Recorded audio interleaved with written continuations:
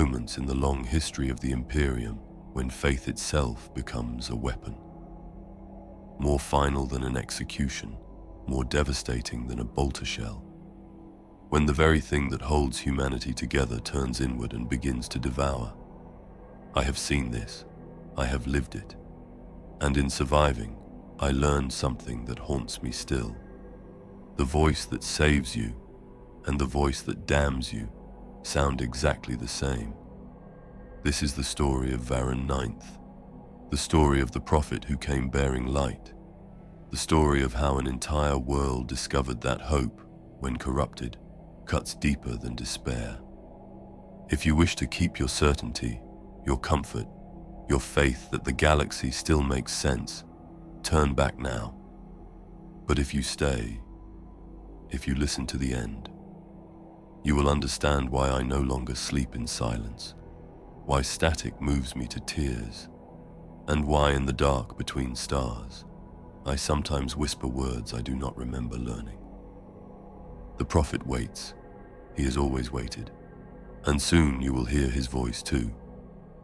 I remember the taste of ash.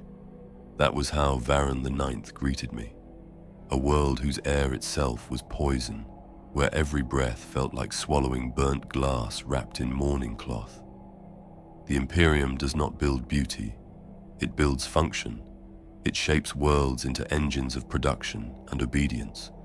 But even by those grim standards, Varron IX had fallen beneath its purpose. It was no longer functional. It was a tomb that refused to admit it was dead. I came because of a voice. Such a small thing, you might think, a voice in the dark. But in the Imperium, voices carry more than sound. They carry belief, and belief is the most dangerous substance in existence. The summons had been brief, encoded in cipher cant, reserved for senior inquisitors. Unauthorized broadcasts detected. Content: heretical mimicry of imperial faith.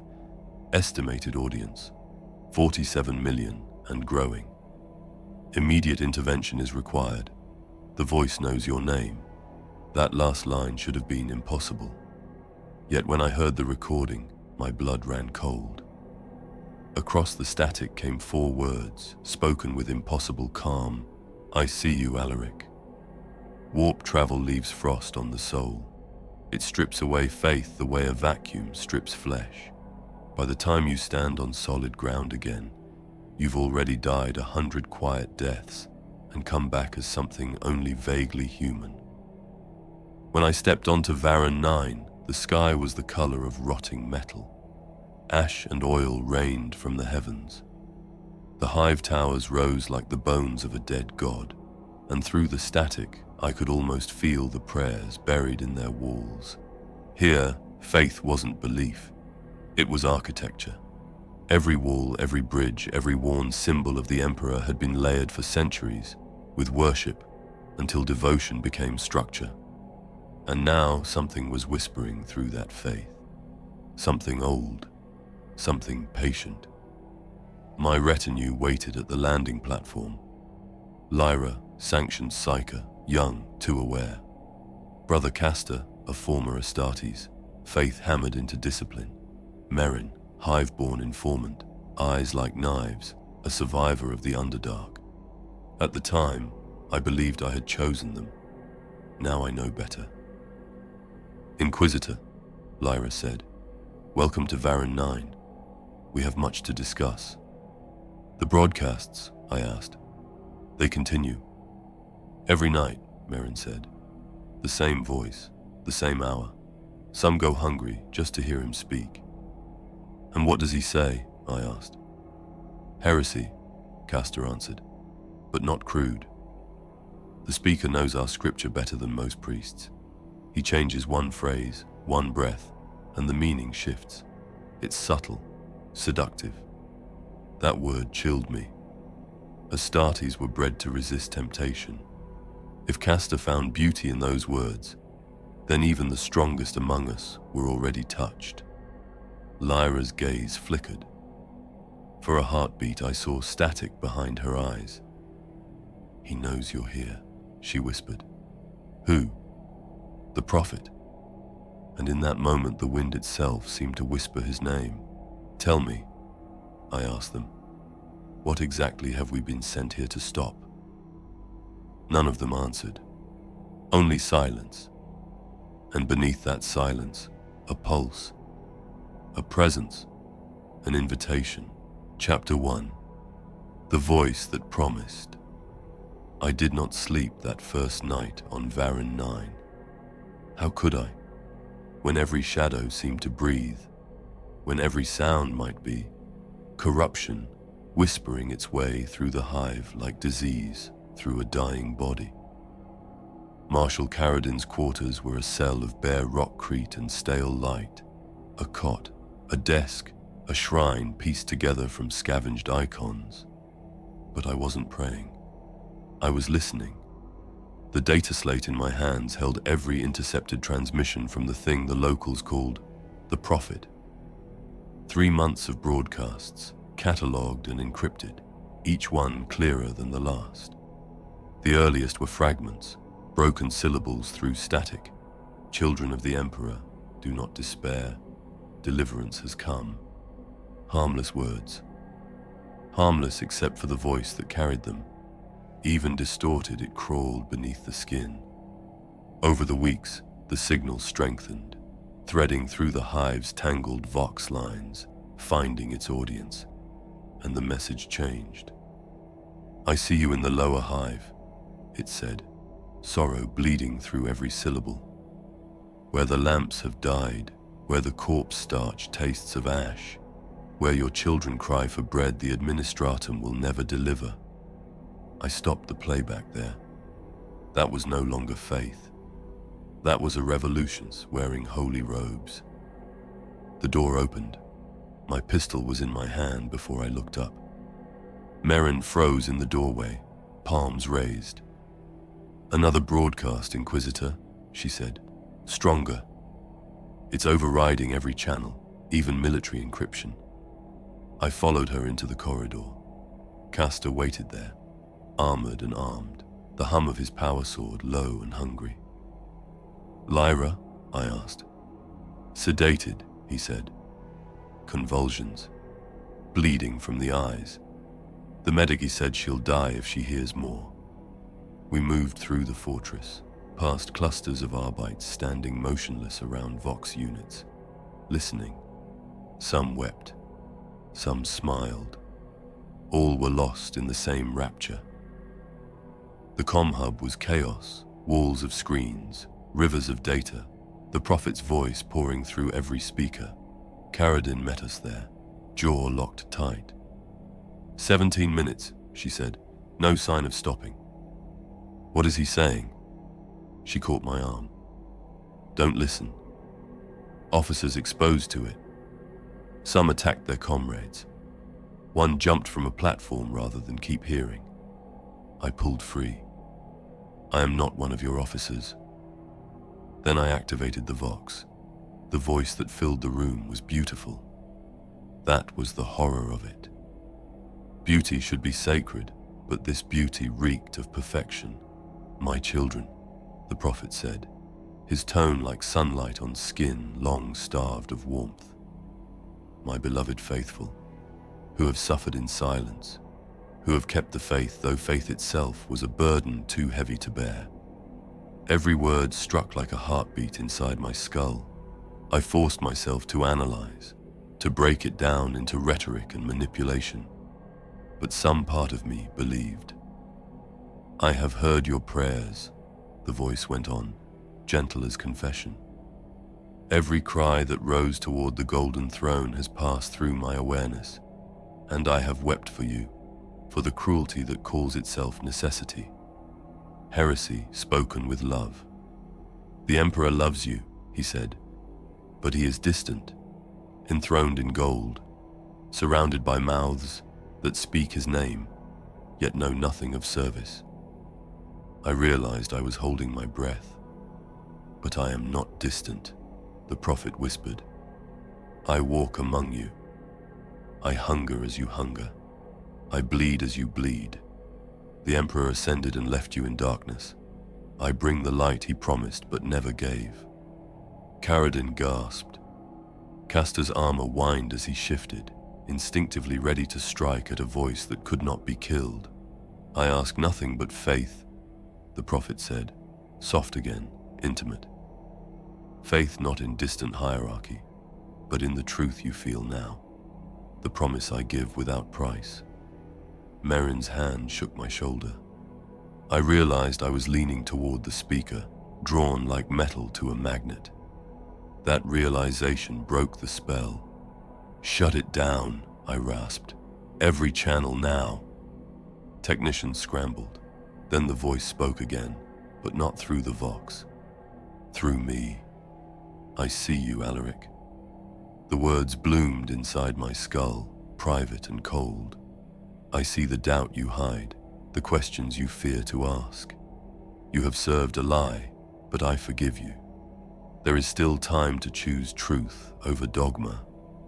Pain flared behind my eyes. Blood trickled from my nose. The wards tattooed into my flesh burned uselessly. Get out of my head, I shouted. As you wish, the voice replied, amused, indulgent. But remember, Inquisitor, you came to me, you opened the door, and doors, once opened, are difficult to close. Then silence. I was on my knees, breath ragged, nails digging at my scalp. Castor loomed beside me, blade ready, scanning for an enemy that existed only in thought. Inquisitor, he said, his voice filtered through the vox grill. Are you injured? I almost laughed. Injury was too small a word. The prophet had touched my mind, and worse, a part of me had wanted him to. I need Lyra, I said. Sedation or not, she may be our only sight into the warp. Karadin nodded and turned to go, but hesitated at the doorway. When you learn what this is, she asked quietly, what are your orders? If it spreads, I said, the words tasting of ash, we may need to request exterminatus. 9 billion lives, a world's worth of faith reduced to cinders, and still, it might not be enough, because the prophet was still speaking, still reaching through vox and mind and prayer, threading hope into infection. And with every word, the Imperium cracked a little more. Then the fortress vox speakers, supposedly silent, hissed alive.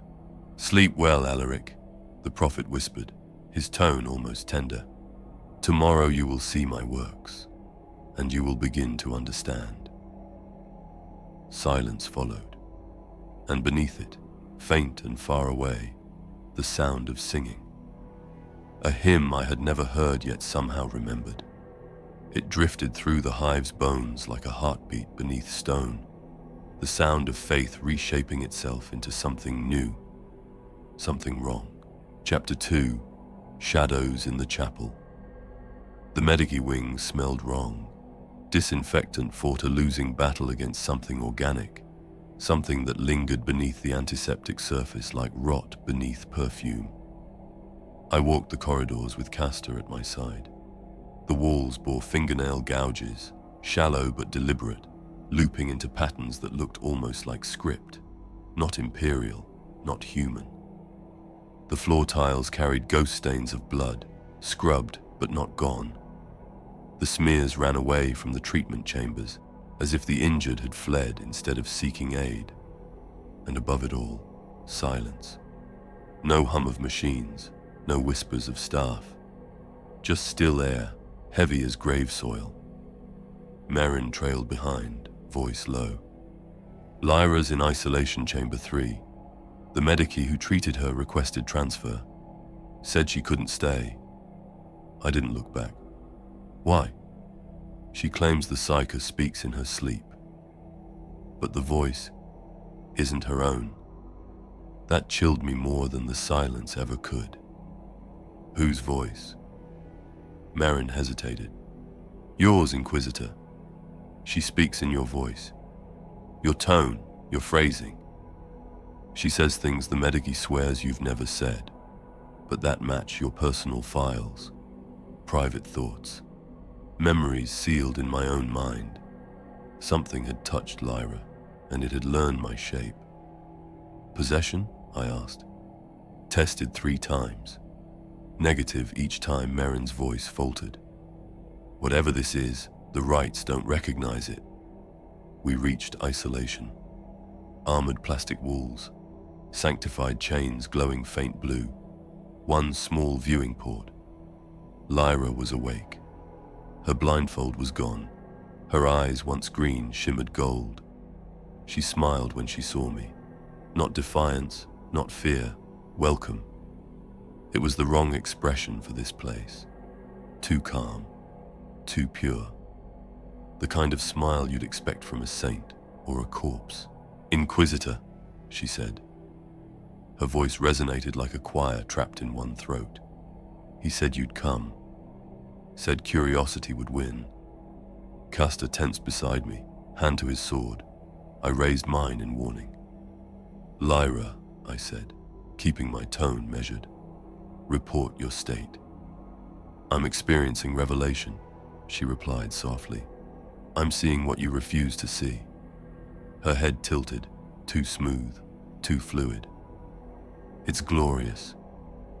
"What touched you during the broadcast?" She smiled wider. "Nothing touched me." I reached out. He was there. He called me daughter. Her voice shifted mid-sentence, harmonic echoes bleeding through. "He showed me the truth the Imperium hides." "And that truth?" "That the Emperor abandoned us," she whispered. "He sits on a golden throne of corpses while we starve in the dark. Your faith, your holy war, it's all a lie." Castor growled. "Heresy, let me—" "The Emperor protects," I said sharply, the words both test and anchor. If she were possessed, the name would burn her. But Lyra only smiled brighter. "The Emperor protects," she echoed smoothly. "But the Prophet delivers. The Emperor demands sacrifice. He asks you to die for him. The Prophet gives life." Every syllable landed like a blade. She spoke holy words without pain, blasphemy without consequence. That was wrong. Impossible. "When did you last eat?" I asked suddenly. Lyra blinked, confused by the shift, a crack in the facade. 3 days ago. Number. The medici brought food. It tasted like ashes. Everything tastes like ashes except..." Her eyes drifted. "Except what?" "The communion wafers," she murmured. "From the chapel. They taste like honey and light. I crave them. I dream of them. The communion wafers." Something moved in my gut, cold realization. The infection wasn't spreading through violence. It was through worship. "Merrin," I said, not looking away from Lyra's glowing eyes. "Find that chapel. The priest, the supply logs, everything." Merrin was already gone. Lyra tilted her head, expression soft, almost pitying. "You can't stop this, Alaric. The seeds were sown long before you came. Tomorrow the harvest begins. Billions will ascend, and you'll be left behind in the dark you call duty." "Where is the Prophet?" I demanded. She laughed. "Everywhere and nowhere. In the Vox, in the prayers, in the hearts of those who believe." Her voice lowered, intimate. "You're afraid because you almost believe too." I'd had enough. "Lyra Vane, you are relieved of duty, sanctioned status revoked. You will remain in confinement until purification." Her smile never faded. "As you wish, Inquisitor. But when you see him tomorrow in the Grand Cathedral, remember this. You will finally understand." "Understand what?" I asked. But she was already gone, eyes closed, breathing even. Asleep, or something worse. Castor's voice broke the silence. "Inquisitor." He paused, uncertain. "That chapel she mentioned, I know it." "How?" "I've been attending services there." Cold flooded me. Explain. The fortress prayers felt empty. I heard of a new preacher in the Chapel of Ascension. His sermons felt alive, real. And his words made sense, Castor said quietly. He spoke of faith as compassion, not command. Of salvation as a gift, not punishment deferred. That's heresy, I said flatly. Is it? His tone hardened. Or have we just forgotten what faith was supposed to be? For 7 years I'd trusted this man. 7 years of battles, of purges, of unshakable faith. Now I saw doubt in his posture. Saw something vital cracking. You are confined to quarters, I ordered. Your weapons will be surrendered. You'll undergo psychic screening. Lyra's the only sanctioned psyker here, he said darkly. Then you'll wait until I find another. Castor hesitated. Then he nodded once, slow and heavy, and walked away. When the door sealed behind him, the silence returned. First Lyra, now Castor. Faith was unraveling faster than contagion. My vox bead crackled. Merrin's voice sharp with fear. Inquisitor, you need to come to the Grand Cathedral. Now. What happened? The kind of thing that makes me wonder if we should burn this world. You'll see. The line went dead. I ran.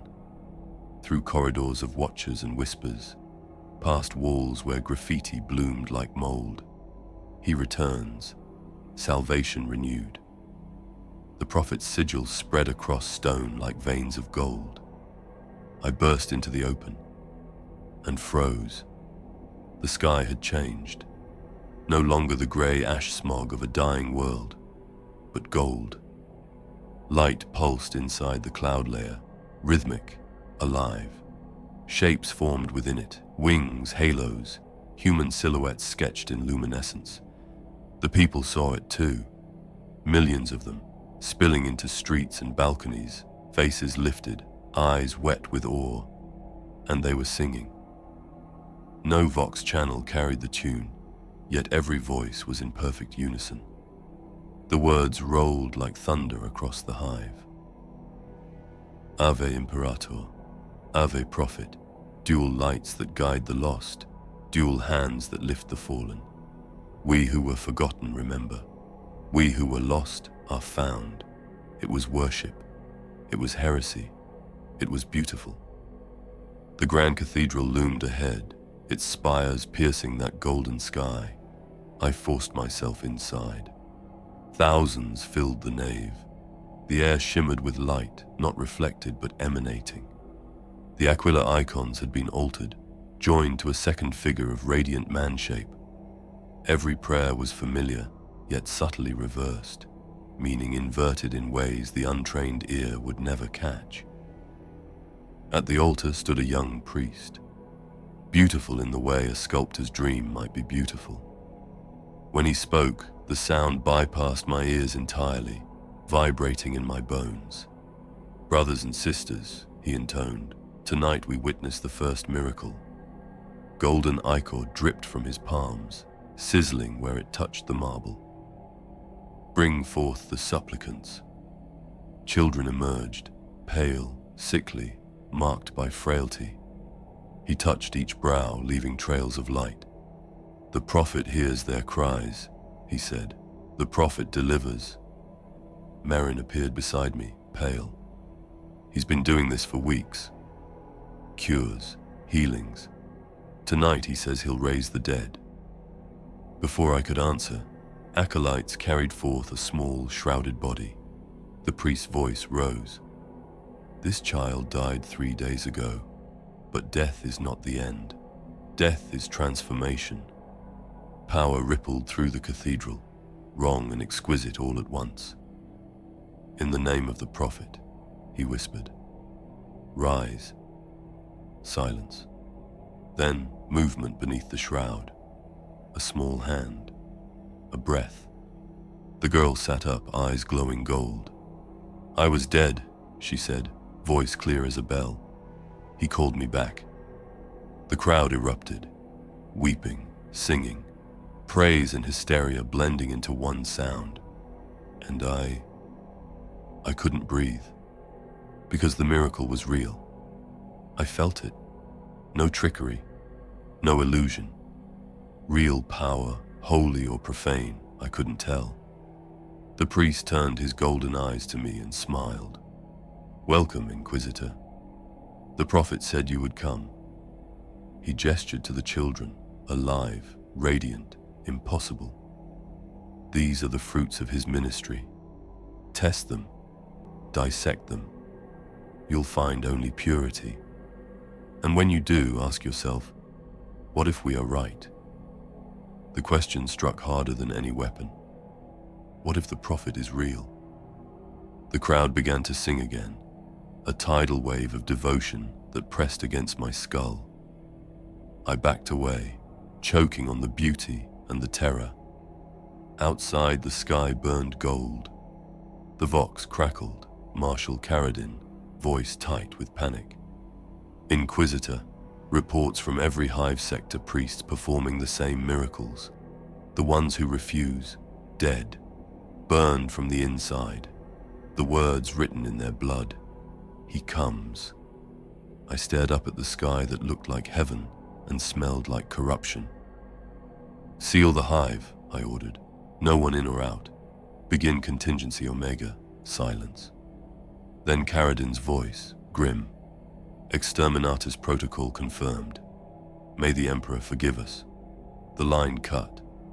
Above me, the clouds pulsed again, soft golden wings stretching wider. Then the prophet's voice slid into my mind, silk over knives. "You can't stop this with fire, Alaric.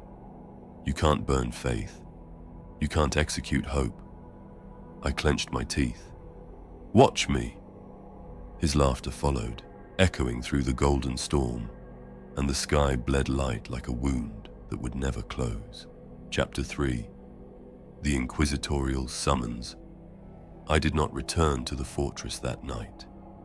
How could I, when every corridor felt like a trap, every face a possible convert, when even the walls seemed to whisper prayers to something that was not the Emperor? Instead, I walked. Through the upper commercial tiers of Varron IX, my plasma pistol hidden beneath my coat, my augmetic fingers twitching with nervous energy. I told myself I was searching for evidence, or perhaps contradiction. Anything to prove that what I'd witnessed in the cathedral had been an illusion rather than a miracle. The streets were crowded despite the late hour. Citizens moved with purpose, faces bright with an ecstasy that bordered on worship, and they were all moving in the same direction. I followed. The crowd led me to a plaza I'd never seen on any map, an open space ringed by hab blocks draped with the prophet's banners. At its center stood a statue that had not been there 3 days ago. A man, impossibly beautiful, arms outstretched in welcome, face lifted toward the hive's false sky. At its base, words burned into the rockcrete rather than carved. "I am the echo of divinity. I am the shepherd of the lost. I am the prophet of the new faith. I have come to finish what the Emperor began." Thousands knelt before the statue, offering food, water, heirlooms, children's toys, things far too precious to give. Yet they gave them freely, because faith demanded sacrifice, and this new faith promised what the old one never delivered. Rage rose in me, hot and sharp. This was corruption distilled to its purest form, exploitation disguised as salvation. I drew my plasma pistol and aimed at the idol's head, ready to reduce it to molten slag. Then a hand caught my wrist. Small, soft, unnaturally strong. A child stood before me, 8 years old, thin as starvation itself, her eyes gleaming faintly gold. "Don't," she said. Her voice was calm, far too calm. "You'll only hurt yourself, Inquisitor. You can't destroy what you fear to understand." "Who are you?" I demanded. "I am one of the healed," she said, smiling with the serene confidence of the sanctified.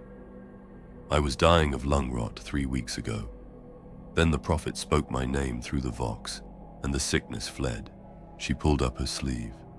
The skin beneath was flawless, untouched by scarring. The medici confirmed it, she continued. Complete regeneration.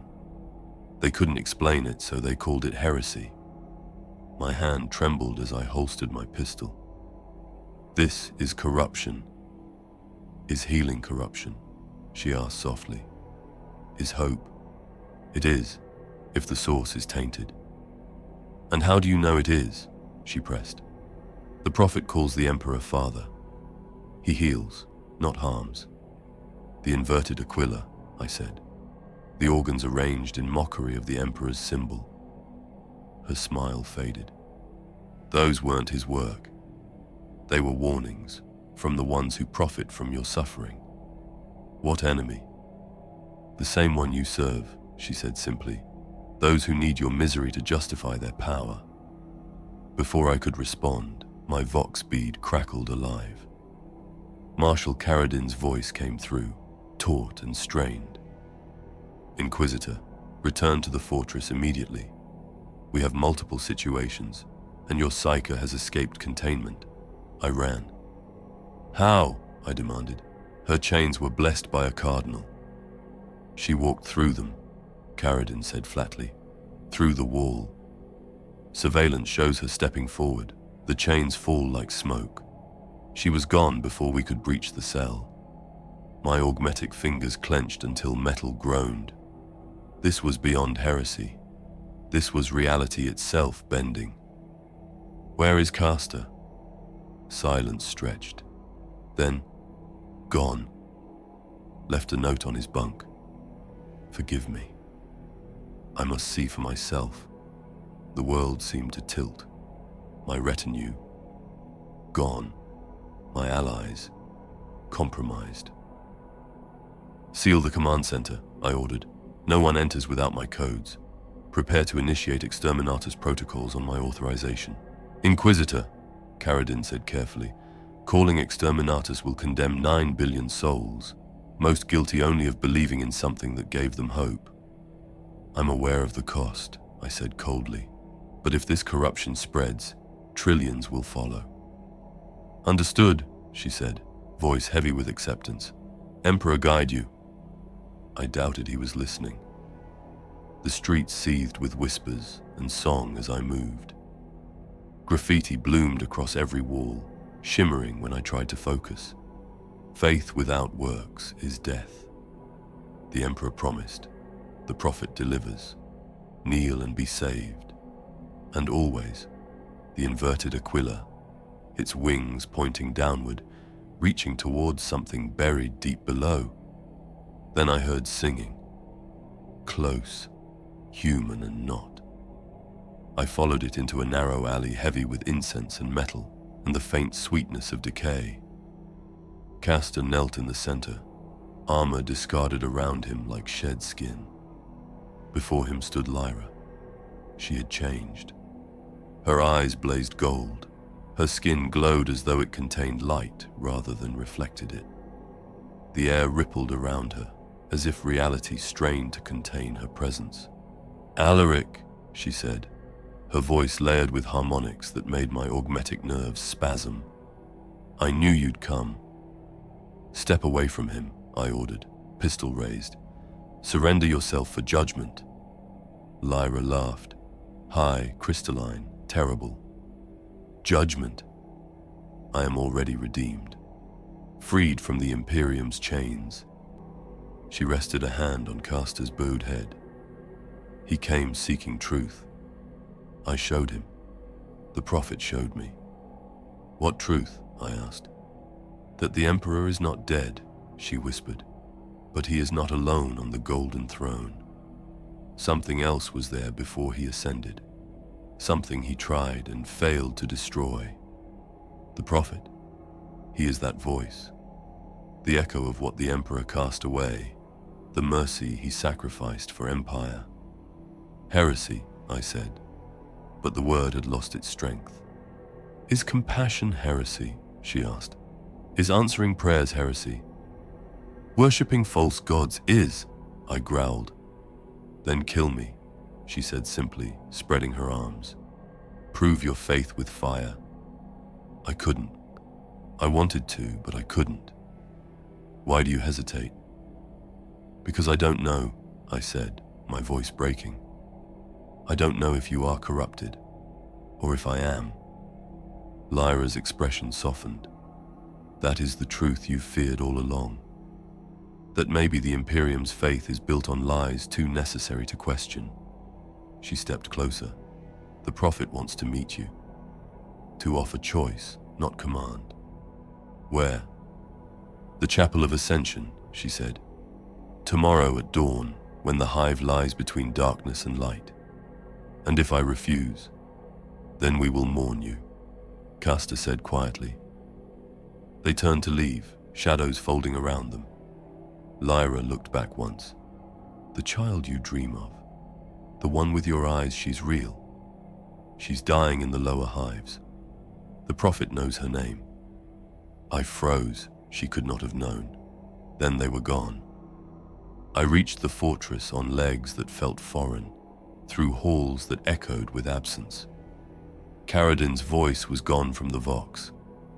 I sealed myself inside my quarters and prayed to silence. What if Lyra was right? What if the Prophet were what the Emperor could have been? Compassion made manifest. Sleep claimed me, dragging me into visions of golden cities, singing citizens, a throne not of agony but light. The Prophet stood upon it. Welcome, Alaric, he said. I've been waiting for your doubt. He showed me a future without hunger, without fear. And Emperor, forgive me. I wanted to believe. Then another voice rose from the dark. He speaks truth and lies in equal measure. Choose neither. I woke gasping, the taste of blood in my mouth. Dawn, or what passed for it, was rising over Varron IX. 3 hours until the meeting. 3 hours to decide whether to kneel or burn a world. Chapter 4, The Market of Hope. I fired. The plasma bolt screamed through the air and struck the stormtrooper Sergeant Center Mass, punching through his armor and detonating his organs in a bloom of blue-white fire. The body fell backward, and in the silence that followed, every eye in the chapel turned toward me. Some in horror, some in hope, some with the terrible calm of vindication. Stand down, I roared.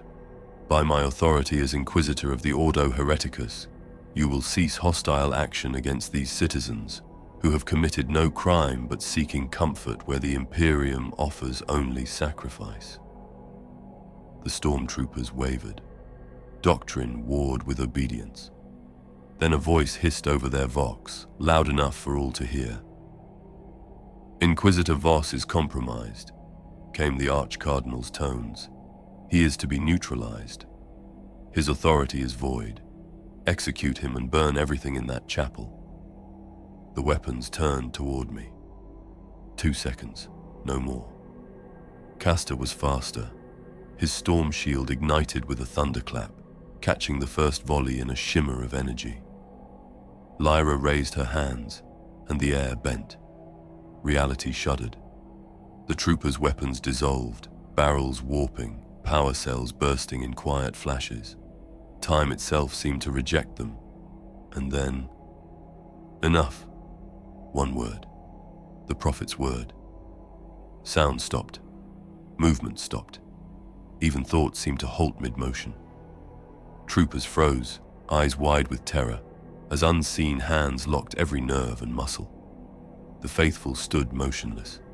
Even Castor's armor fell still, the machine spirits within bowing to an authority beyond programming. Only I remained free. He had left me untouched, so I would see. You chose mercy, the Prophet said. You chose to protect, not condemn. You stood with the faithful against those who kill in his name. Now you must face what comes of that choice. He gestured. The troopers stirred, blinking as if waking from a nightmare. Why are we attacking civilians? One asked, his voice shaking. These are our people. Our oath is to protect them. Understanding spread through their ranks, followed by horror. They tore off helmets, dropped weapons, and fell to their knees. "He freed them," Lyra said softly, appearing beside me. "Freed them from conditioning that made them instruments, from the compulsions that drowned choice." "This is corruption," I said, but the words rang hollow. "Mind control, proof he is demon-touched." "Is freedom corruption?" Lyra asked. "Is awareness heresy? Or is it merely proof that the Imperium fears minds that think for themselves?" I had no answer. The prophet stepped forward, golden ichor still seeping from his hands. "You have questions," he said, "but words cannot answer them. Only experience can. Knowledge has a cost, Alaric. Do you accept it?" His fingers touched my temples. Light, understanding, agony. I saw the stormtroopers as they truly were, children molded into weapons, broken and rebuilt by the Imperium's will. I saw the Schola Progenium, the place that had made me, stripping names and faces, forging obedience from orphans. I saw the drugs, the programming, the prayers twisted into shackles, and then I saw what he had done. He had unmade the conditioning, not to enslave, but to free. "You see," the prophet whispered, "I do not corrupt. I release. I do not command. I unbind. What I offer is not damnation, but deliverance." The vision shattered. I fell to my knees. No, it can't be true. The Imperium cannot, but it does," he said gently. "You have always known. You called it a necessity. You called it the greater good. Yet it is the same evil, given justification and ritual. The truth crushed the breath from me." "What do you want from me?" I asked. "What can a fallen Inquisitor offer you?" "Testimony," he said. "Tell them what you saw. Tell them what you chose. Plant the seed." He turned toward the ruined doors. "The fleet approaches. Within the hour this hive will burn. Before it does, you will speak, and the Imperium will reveal itself by silencing you. And if I refuse, then you die forgotten. Another cog ground to dust. Die and change nothing." Castor and Lyra joined us as we stepped into daylight. The streets were full. Millions filled every level of the hive, singing the prophet's hymn, terrible, beautiful, irresistible. In the central plaza stood the broadcast array, a pulpit for revelation. "This is your moment," the prophet said. "Speak truth, no more, no less." Above us, ships moved into orbit. I faced the Voxcasters. "My name is Alaric Voss," I began, "Inquisitor of the Ordo Hereticus until 1 hour ago." I drew breath. I fired upon Imperial troops to stop the slaughter of unarmed civilians. I stood with those the Imperium would burn for daring to hope. The words came faster now. For 3 days, I have hunted what we call the false prophet. I have seen miracles. I have seen healing that defies comprehension. And I have learned this truth. The choice before us is not good versus evil. It is obedience versus conscience. The Imperium promises order through suffering, survival through sacrifice, salvation through fear. When its people imagine something better, it answers with fire. I pointed to the crowd. These souls chose differently. They chose hope. They knew the cost. The images spread across the sector, worlds tuning in, watching, listening. Within the hour, this planet will be annihilated. 9 billion will die, not for heresy, but for daring to imagine mercy. I swallowed hard. I do not know if the prophet is salvation or damnation. I only know I could not stand idle while innocence burned for believing in light. Static surged in my ears, Imperial jammers closing in. Lyra strained beside me, holding the signal open by sheer will. "Make your own choices," I said, voice rising. "Question, examine, refuse blind obedience. If you cannot fight the fire, at least remember the name of those who did not kneel to fear." The interference howled. My time was gone. They will call me a traitor. Perhaps I am. But if heresy means compassion, then let the record show. The feed died. Silence. The people sang. The prophet appeared beside me, radiant and sorrowful. "You did well," he said. "Now choose. Burn or ascend." I looked at the faces around me, faces full of hope, not terror. "I stay," I said. "If I burn with them." The prophet nodded. "Then bear witness." His light grew until it filled the world. "I will show them what transformation means. You will see whether humanity burns or becomes something greater." The sky split open. Orbital fire fell like judgment, and I saw them change. The faithful rose as light consumed them, their forms dissolving into brilliance that might have been damnation or divinity. I could not tell. Then the fire struck. The world burned. And in that final instant, as everything I was turned to ash, I realized the truth that mattered most. I had chosen. At last, I had chosen. Chapter 5. The Gathering of the Lost. I burned.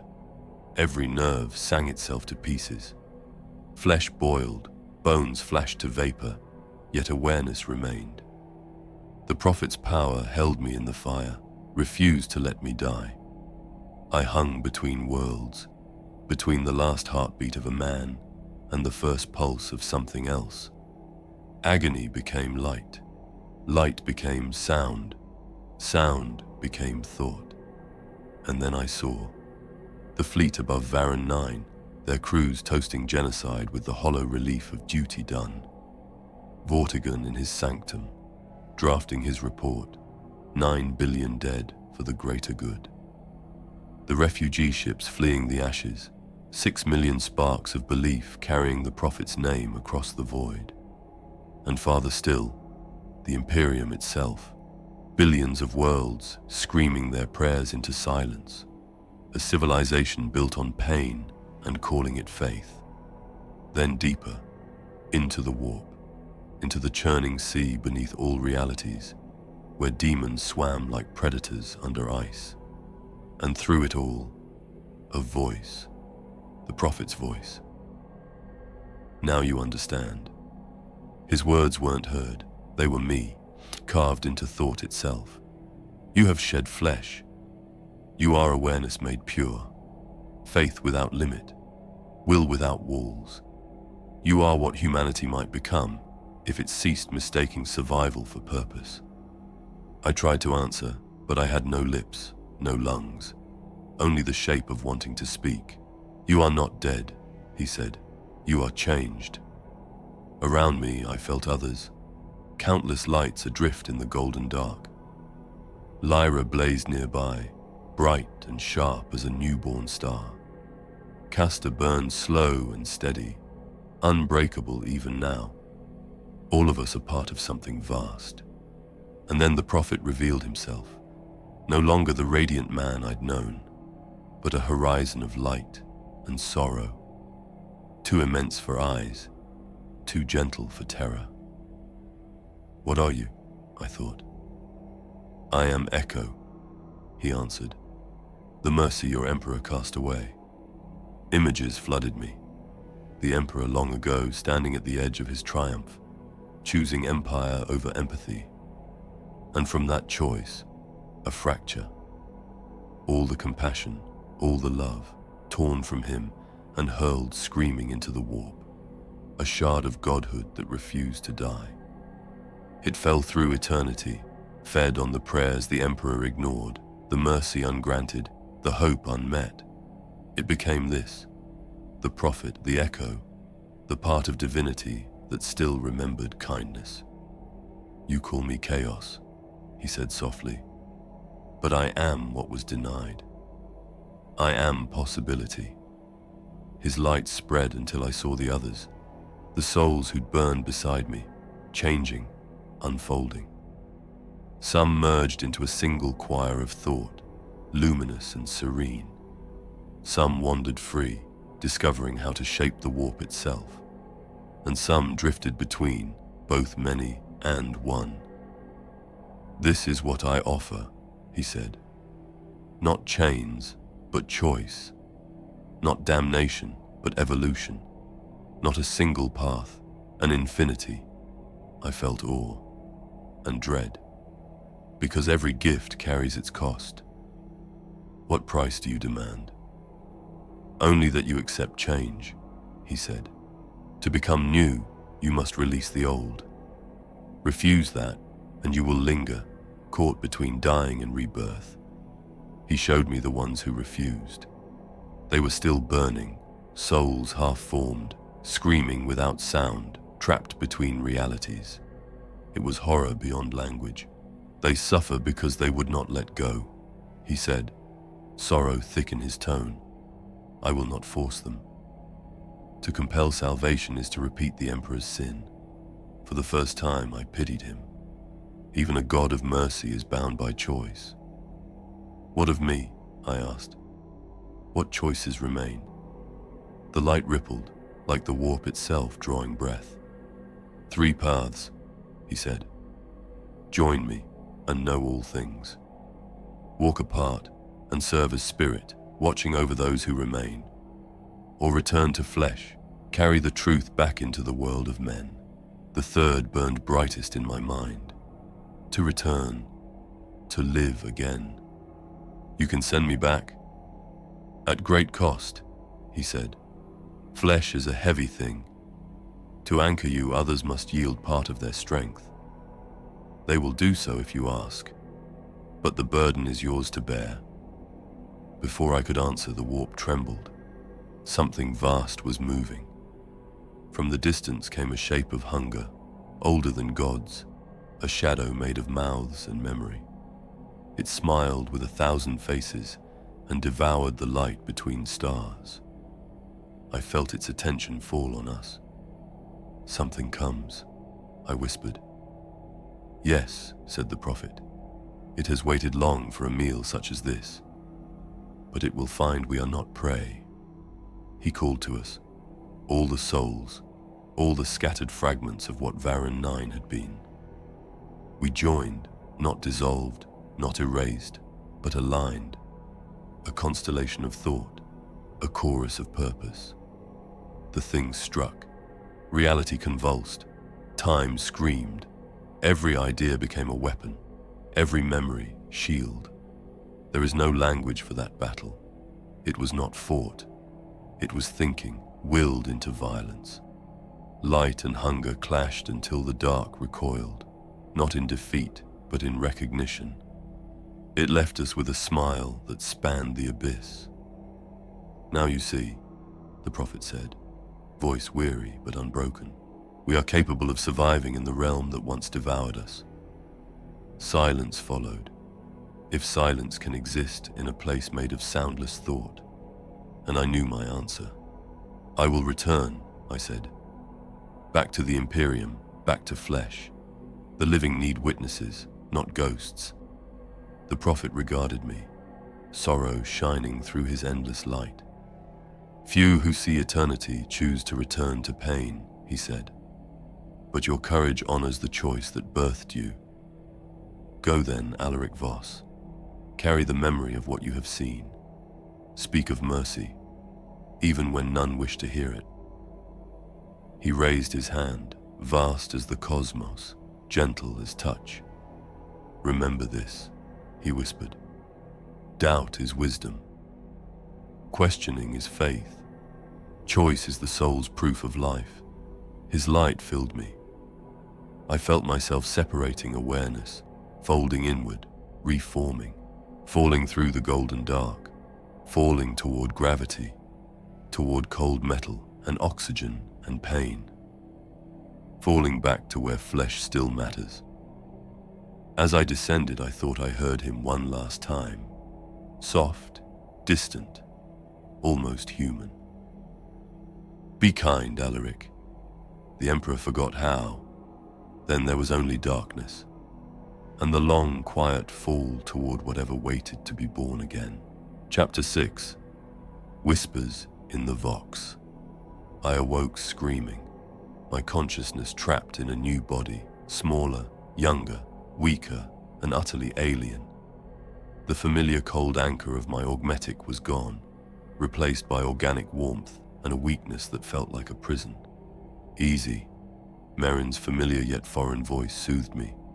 She sat beside the cot, her eyes holding a recognition that cut through the panic. "The transition is disorienting. Give yourself time to adjust to incarnation." "Where am I?" I croaked, my voice high-pitched and strange. "How long has it been since Varron IX burned?" 6 months, Merrin said, the weight of the implications settling on me. 6 months since the bombardment. 6 months since 9 billion died. And 6 months since your broadcast spread across the sector and changed everything. I sat up slowly, my young body protesting. "The others?" I asked. "Castor, Lyra, the thousands who transformed." "Scattered," Merrin replied, moving to a window. Castor chose rebirth as a ship captain, spreading the message through deeds and carrying refugees. Lyra chose to remain an entity in the warp, claiming a consciousness freed from flesh could reach more people. Merrin pulled back the curtain, revealing a landscape of meticulously cultivated farmland. Workers moved peacefully through the fields, a community functioning without the crushing oversight of the Imperium. "This world has embraced the Prophet's message quietly," Merrin continued, pride and fear mingling in her voice. "It serves as a model, proof that alternatives exist between the Prophet's transcendence and the Imperium's tyranny." I struggled to the window, staring at the peaceful, improbable scene. How many worlds? I dreaded the answer. How many have transformed, and how many have burned? Merrin's face darkened as she activated a data slate. 47 worlds have openly embraced transformation. Of those, 32 have already burned, subjected to exterminatus or systematic purging. 32 worlds gone. Billions executed for seeking something better, for choosing hope over obedience. The remaining 15? "Under siege," she whispered. "It is only a matter of time." "But there are hundreds more," she insisted, her voice rising with desperate hope. "Worlds where the message spreads quietly, where transformation happens in the shadows. They are the seeds that will grow, justifying the sacrifice." I wanted to share her hope, but all I could see were the faces of the 9 billion who burned on Varron IX. "I need to see him," I said suddenly, the decision bypassing rational thought. "I need to confront the Prophet, to ask him if this is what he intended. Does the cost match the value he promised?" Merrin's eyes widened with fear. "Alaric," she used my old name. "The Prophet does not grant audiences to those who doubt. You risk fracturing the movement before it can take root." "Then I will find him," I insisted, pulling free from her grip. "Let them see doubt. Let them see that faith without questions is simply obedience. Accepting transformation without examining its costs is no different than accepting tyranny." I left the chamber, setting out on a 3-day journey toward the planetary capital. The countryside felt alien in its lack of suffering, its cooperation a stark contrast to the suspicion of imperial life. Yet everywhere, I saw the fear lurking beneath the tranquility, in eyes constantly scanning the horizon, in conversations that died when a stranger approached. They knew they were living in a countdown to an apocalypse, marked for execution, but had chosen hope anyway. I reached the capital at dusk, finding a modest city built around an ancient cathedral. Power radiated from the structure. Its doors stood open and citizens streamed inside for evening services, their faces a mix of reverence and desperate need. Inside, the cathedral soared into shadow, Along the walls, murals depicted not the emperor, but humanity transforming and ascending. At the altar stood dozens of figures wearing golden serene masks, priests or vessels. When they spoke in unison, their voices harmonizing into a single, chilling voice, the prophet. "Welcome, Alaric Voss," the voices said as every masked face turned toward me. "Welcome to the Chapel of Masks, where those who serve as my vessels gather, where individual identity becomes optional." Anger and fear collided within me. "Show yourself," I demanded, my young voice cracking. "Show me the prophet rather than his puppets." The masked figures laughed in perfect harmony. "I am showing myself," they replied. "This is what transformation looks like when it progresses beyond initial stages, consciousness spread across multiple vessels." One figure descended from the altar and reached up to remove its mask. Beneath it was a young woman's face, her eyes glowing with golden light but holding no person behind the radiance. "This is what troubles you," the prophet continued through the vessel. "This demonstration that consciousness can be surrendered to serve a larger purpose, that self can be sacrificed so that the message might spread. You are enslaving them," I accused, "destroying their individuality, consuming their consciousness to fuel your own expansion." "She chose," the prophet replied through multiple mouths simultaneously. "Chose freely after understanding the cost, chose to become a vessel rather than remain an individual. A choice you find horrifying because it demonstrates that some people value purpose over preservation of self." The vessels moved closer, forming a circle around me. I backed away from the utterly alien presence. "You want me to be the villain," the prophet said. "Want me to demonstrate obvious evil so you can oppose me with a clear conscience. But I will not offer that comfort. The truth is that I am simply complex, offering options that some find liberating, while others find horrifying." They raised their hands, golden stigmata weeping from every palm. "These vessels are not suffering. They are willing participants in a transformation that you reject, because accepting it would require acknowledging that your understanding of freedom and slavery might be incomplete. They cannot leave," I countered, "cannot reclaim themselves once surrendered. Their choice was permanent surrender disguised as temporary commitment." "Yes," the prophet agreed without shame. "Transformation is irreversible. Surrender of self is permanent. I warned them explicitly, and they chose anyway because they valued what they would become more than what they would lose." "What would you have me do?" I pleaded as the vessels retreated. "What role do you envision for consciousness that has experienced transformation but rejected permanent surrender?" The prophet's presence diffused throughout the cathedral, whispering from everywhere and nowhere. "I would have you question," his voice permeated the air. "Question me, question the Imperium, question yourself, and in questioning, become a seed of doubt yourself. Become a demonstration that alternatives exist." "That is not an answer," I protested. "That is evasion." "That is the only answer I can give," the prophet replied with finality, "because I do not control you, do not command you, do not demand that you serve my purposes. And if you find that unsatisfying, perhaps you are still seeking authority to tell you what to do." I was left alone, realizing he was right. I had come seeking certainty and validation, but he had given me only more questions and a heavier burden of choice. I left the cathedral, walking into the darkness, knowing that doubt might be the destination rather than the obstacle. I had no idea if what I had experienced constituted victory or defeat, truth or the most seductive lie of all.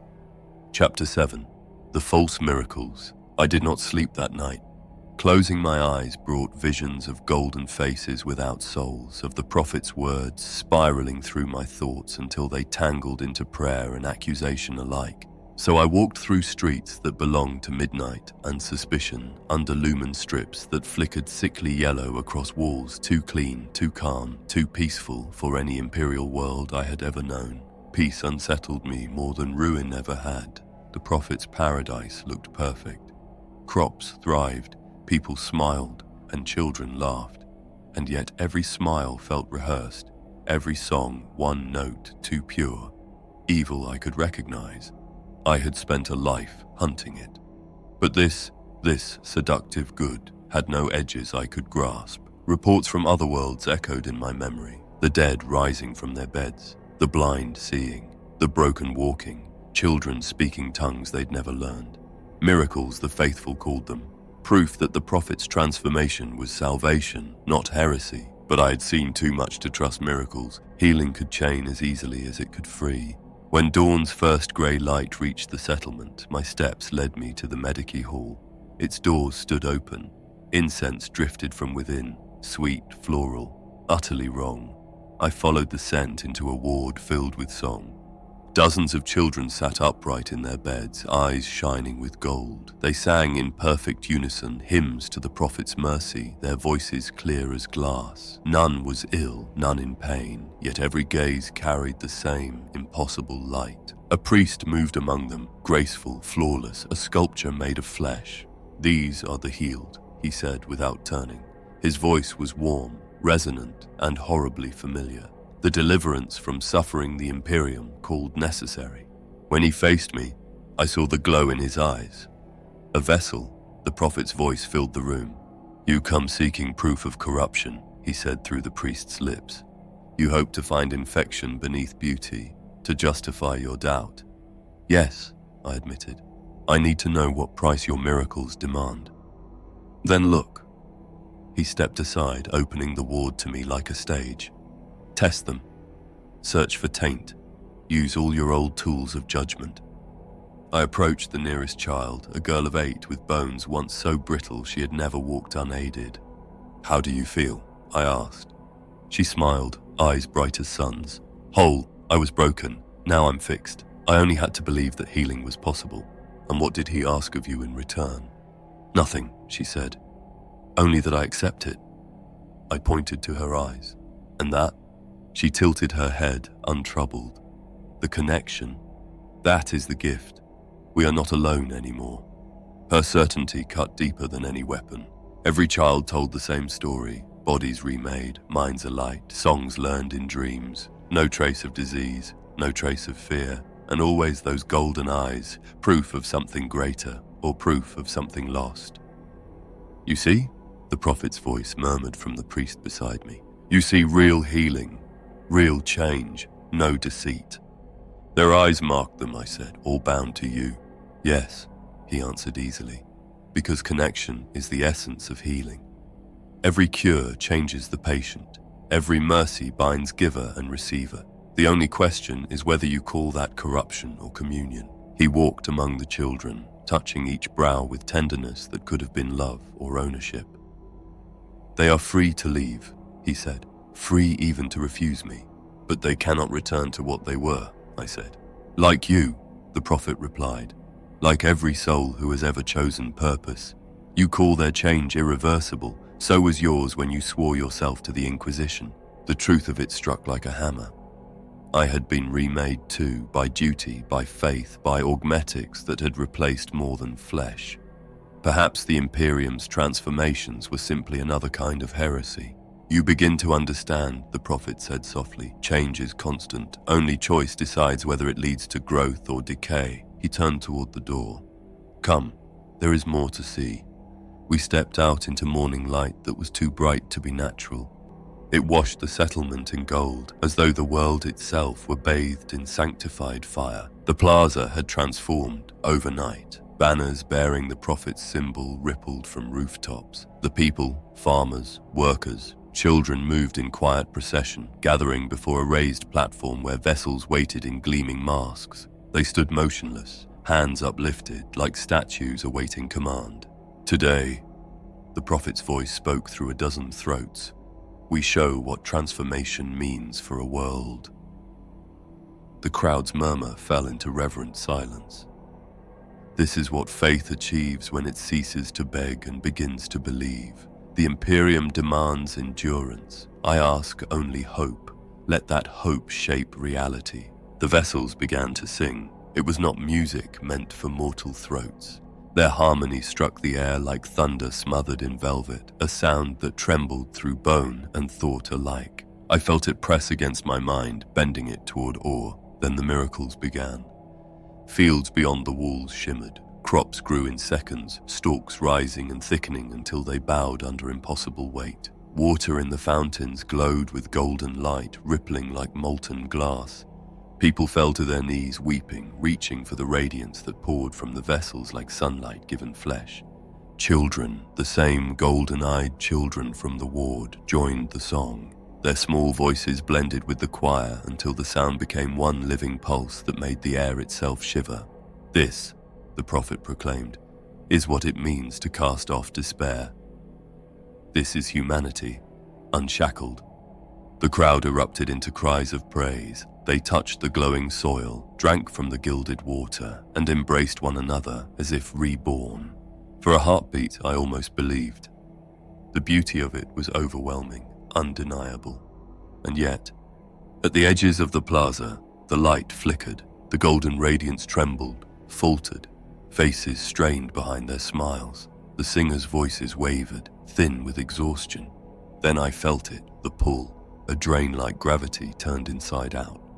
They were feeding it, all of them. Their faith, their minds, their very life force poured outward to sustain the miracle.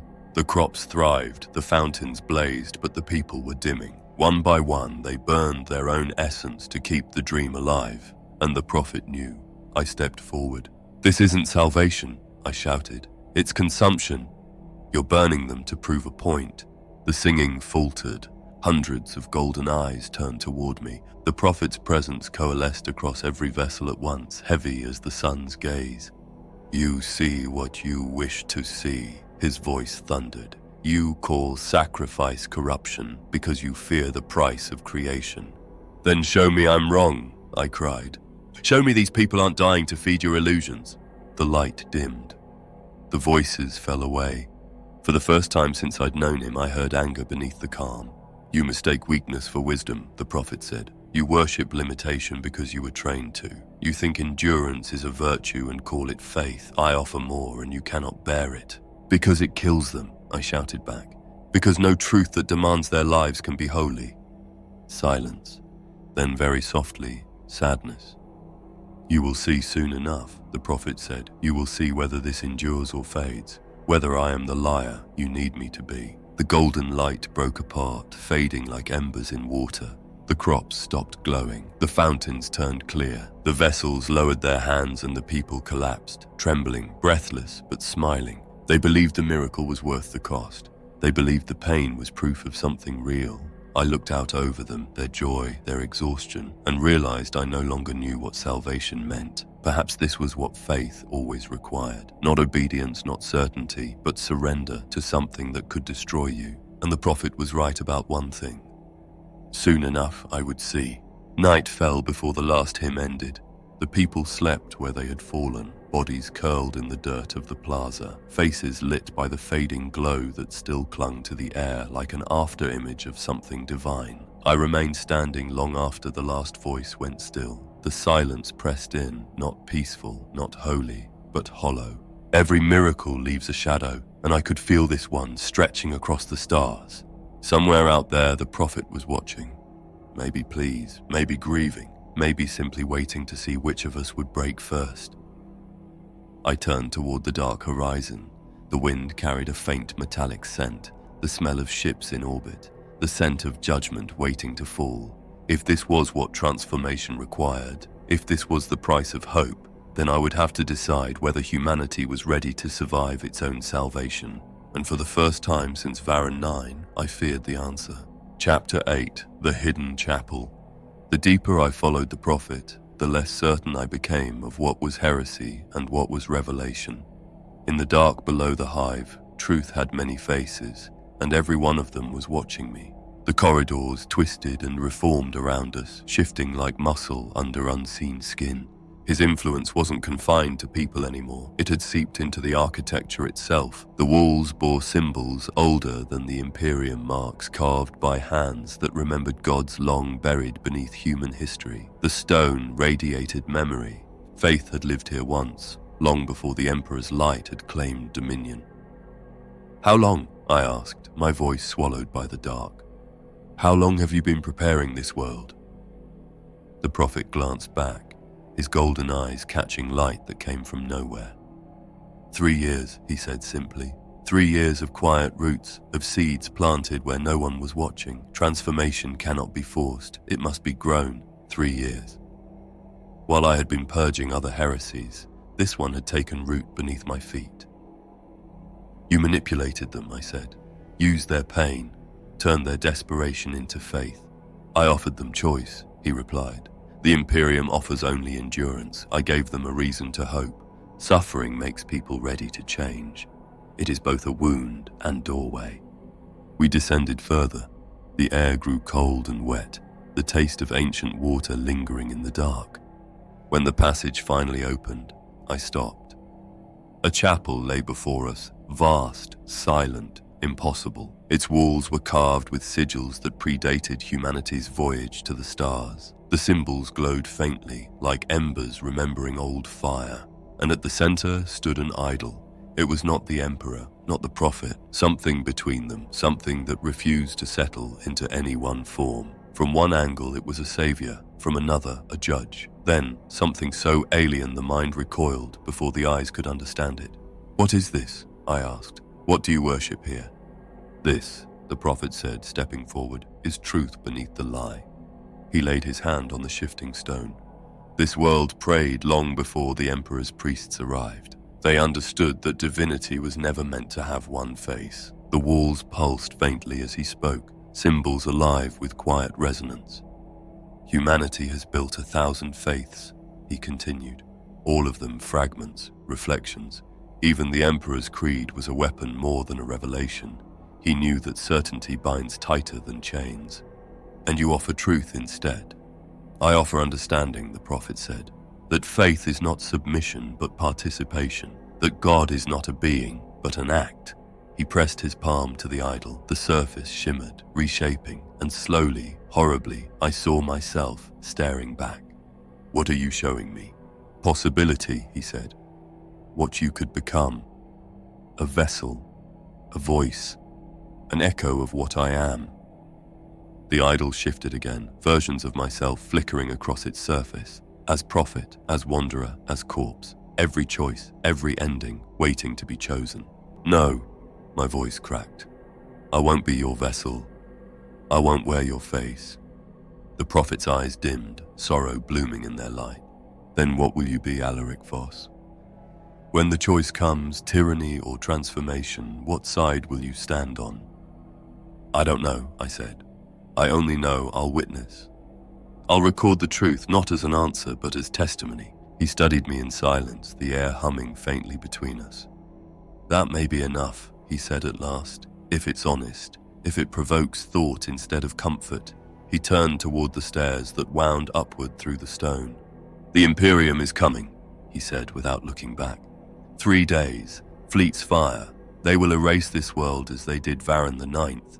But before they burn it, I'll make them look. I'll show them what they destroyed. "They'll burn it anyway," I said. "Perhaps," he murmured, "but even soldiers can doubt.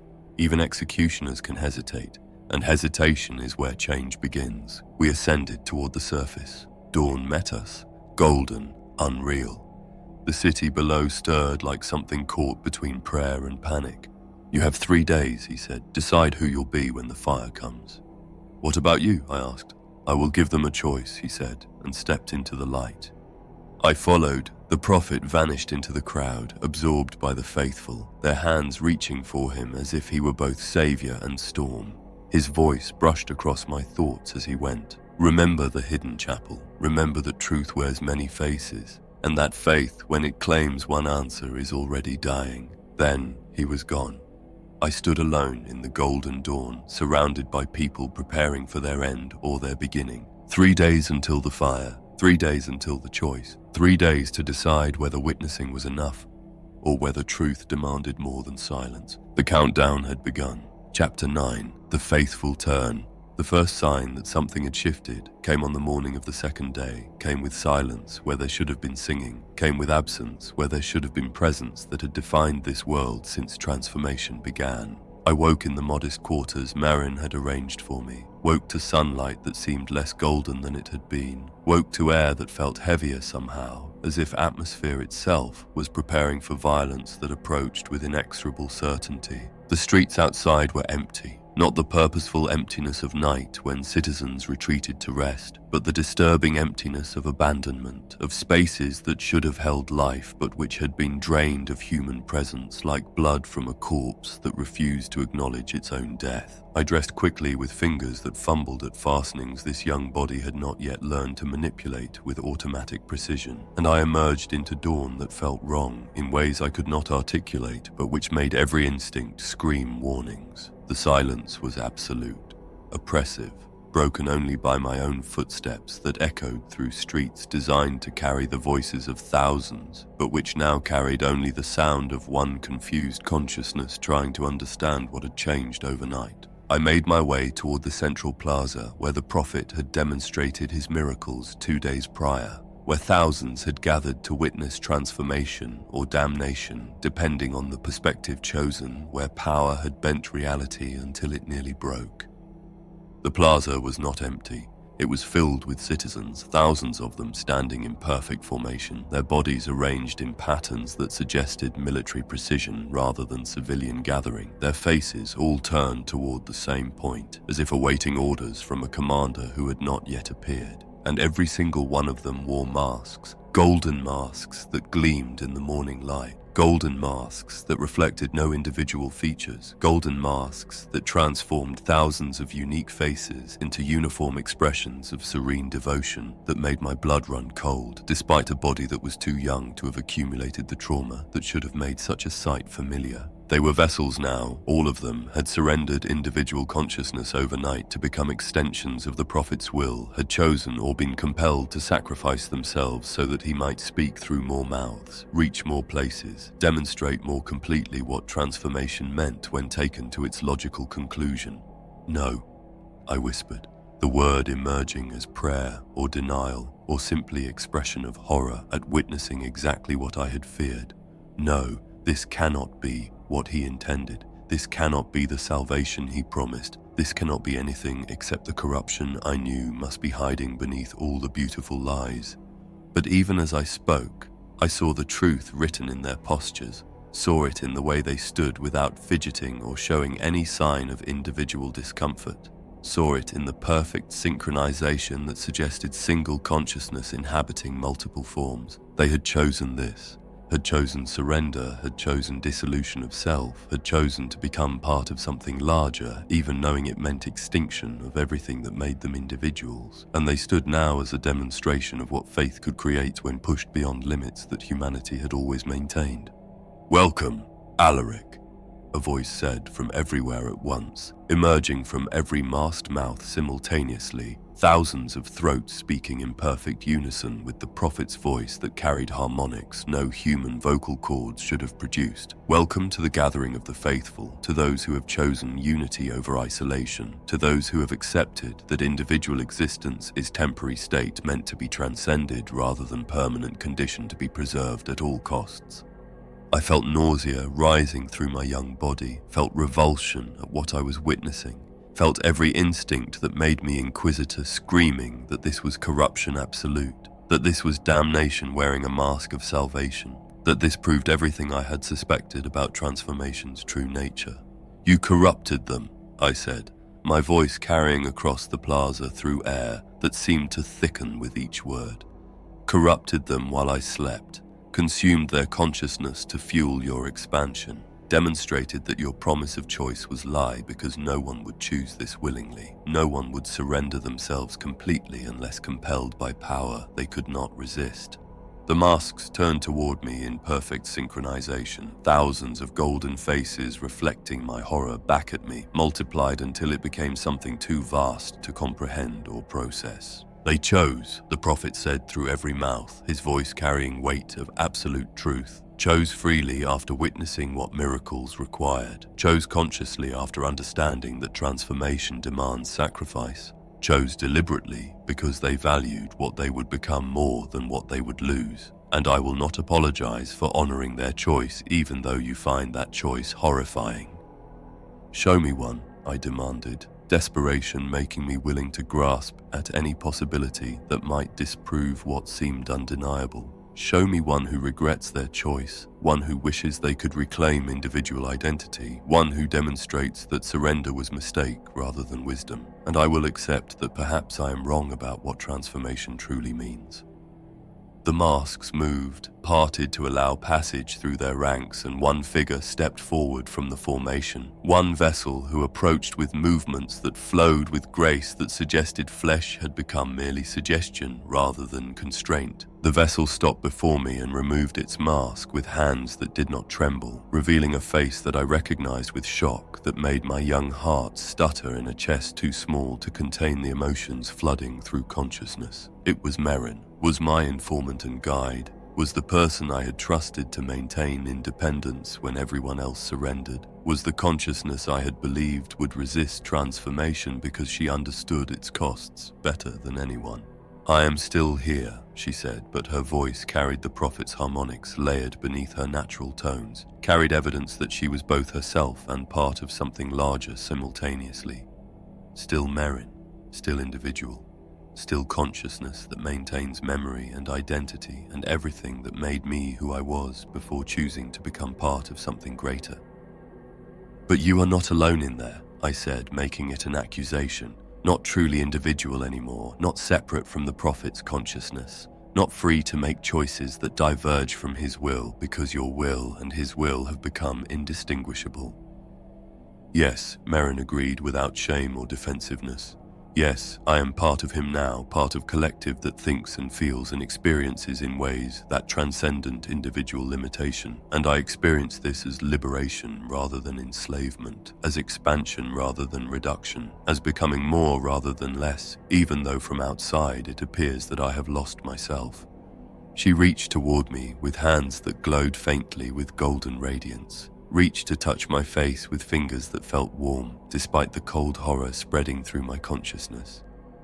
I can still feel doubt, she said softly, intimately, with voice that carried layers of meaning beyond simple words. Can still question, can still wonder if this was right choice, can still experience uncertainty even while being part of certainty that the prophet represents, and that duality, that capacity to be both individual and collective simultaneously, is what makes this transformation different from the dissolution you fear. But you cannot leave, I pressed, pulling away from her touch because accepting it felt like accepting transformation itself. Cannot reclaim separation once surrendered, cannot reverse choice once made, which means your freedom exists only within a framework that the prophet controls. Like every freedom, Merrin countered, and I heard the prophet's voice growing stronger beneath hers. Like your freedom as Inquisitor existed only within framework that the Imperium controlled.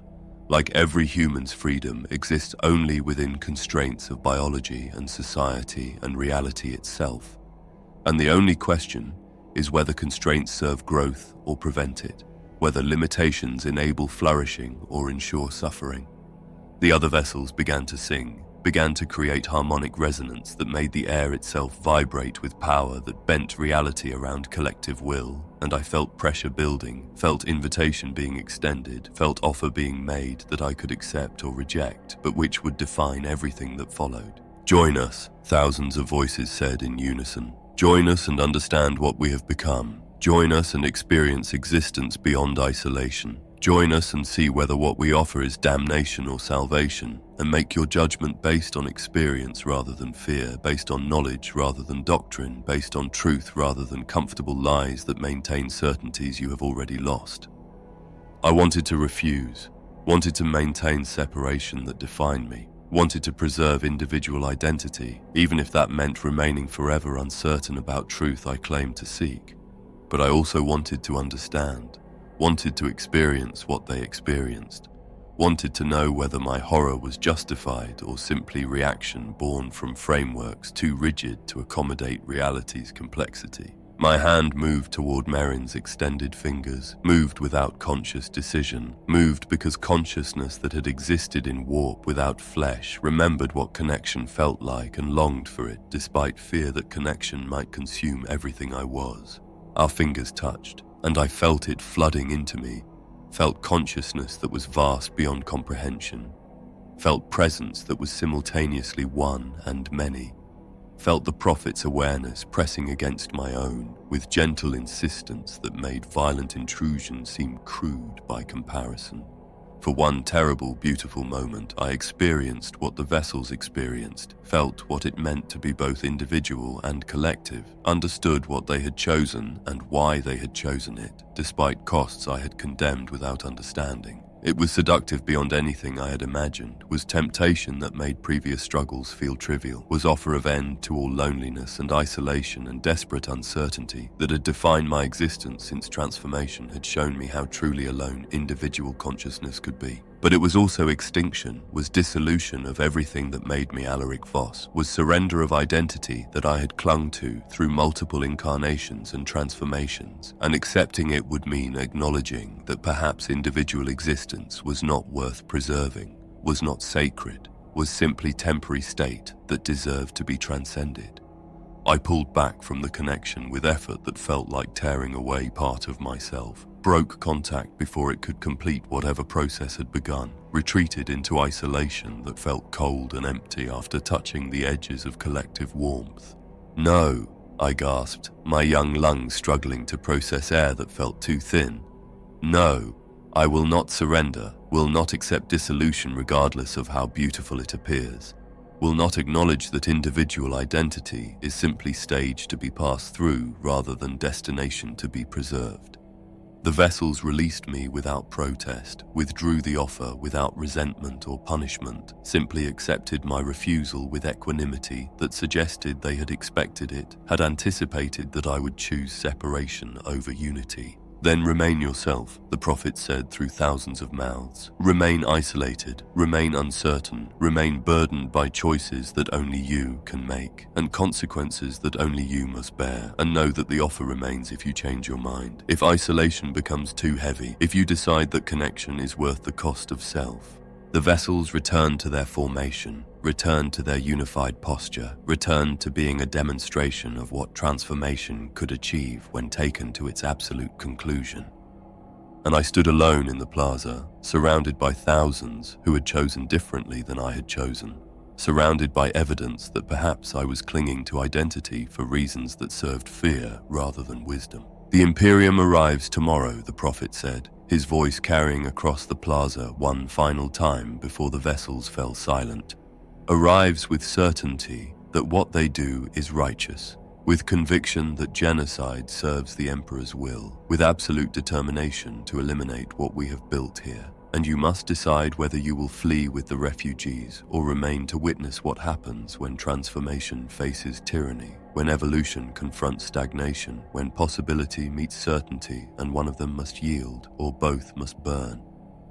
The vessels began to move, began to flow toward the edges of the plaza where they would presumably wait for whatever came next, began to demonstrate through their synchronized movement that they had become something beyond merely human, something that might be angels or might be demons depending on definitions you accepted. And I remained in the center of the plaza, remained standing alone, remained bearing witness to transformation that terrified and fascinated me in equal measure. Merrin approached one final time, her mask back in place, her identity subsumed once again into the collective that spoke with the prophet's voice. "I hope you survive what comes," she said, and I heard genuine affection beneath the prophet's tones, heard echo of person she had been before choosing to become part of something larger. "Hope you find answers you seek. Hope you discover that doubt you carry serves purpose beyond simply preventing you from committing to anything. And I hope that when this world burns, the testimony you bear will plant seeds that justify the sacrifice we are preparing to make." Then she was gone, and I was truly alone, and I had less than 1 day to decide what I would be when the Imperium arrived with fire and judgment and absolute conviction that what they destroyed deserved destruction. The weight of 9 billion souls from Varron IX pressed down on my young shoulders, joined now by weight of however many billions lived on this world, joined by weight of all the worlds that would burn if transformation spread, joined by weight of all the worlds that would continue suffering if transformation was suppressed. And I had no idea which weight was heavier, which burden was more righteous, which choice would lead toward salvation and which toward damnation. I could only watch, could only witness, could only bear testimony that might mean nothing or might mean everything, depending on who heard it and what they chose to do with what I reported. The sun began to set over the agricultural world, began to dim toward night that would be last peaceful darkness before the fire, began its descent toward horizon beyond which waited the Imperium's fleets with weapons charged and crews prepared to execute orders they believed were necessary. And I stood in the empty plaza, stood surrounded by silence where thousands had stood hours before, stood bearing witness to transformation's cost and transformation's promise, and my own inability to determine which was greater. Tomorrow the fire would fall, tomorrow the choice would be made. Tomorrow I would discover whether testimony I carried would matter, or whether I was simply ghost wandering through apocalypse that would consume me along with everything else. The countdown had reached its final hours, and nothing remained except the waiting. Chapter 10, the first revelation. They arrived at dawn. The fleet broke from the void like judgment given form. 15, perhaps 20 ships, vast silhouettes cutting across the newborn light. They moved with the terrible grace of instruments built for one purpose only: extermination, fire as sacrament, annihilation as order. I watched from the highest point of the settlement, an observation platform that overlooked the horizon. Above me, the stars vanished one by one, devoured by the dark bulk of Imperial warships aligning for bombardment. Their hulls shimmered with the pale reflection of the world they were about to erase. Each ship could glass continents. Each was crewed by thousands who believed they were righteous, and all of them had come to answer transformation with fire. "They're early," said a voice behind me. Castor, he stood in flesh I barely recognized, scarred, older, harder. The merchant captain's mask had burned away, leaving a soldier in its place. "They want to strike before we can scatter," he said, "before word spreads, before what happened here becomes something they can't contain." "You came back," I said, surprised by how young my voice sounded. "You knew the fire would fall." "I came to witness," Castor replied, "to stand with those who chose transformation." Watching from a safe distance, that would have been the real heresy.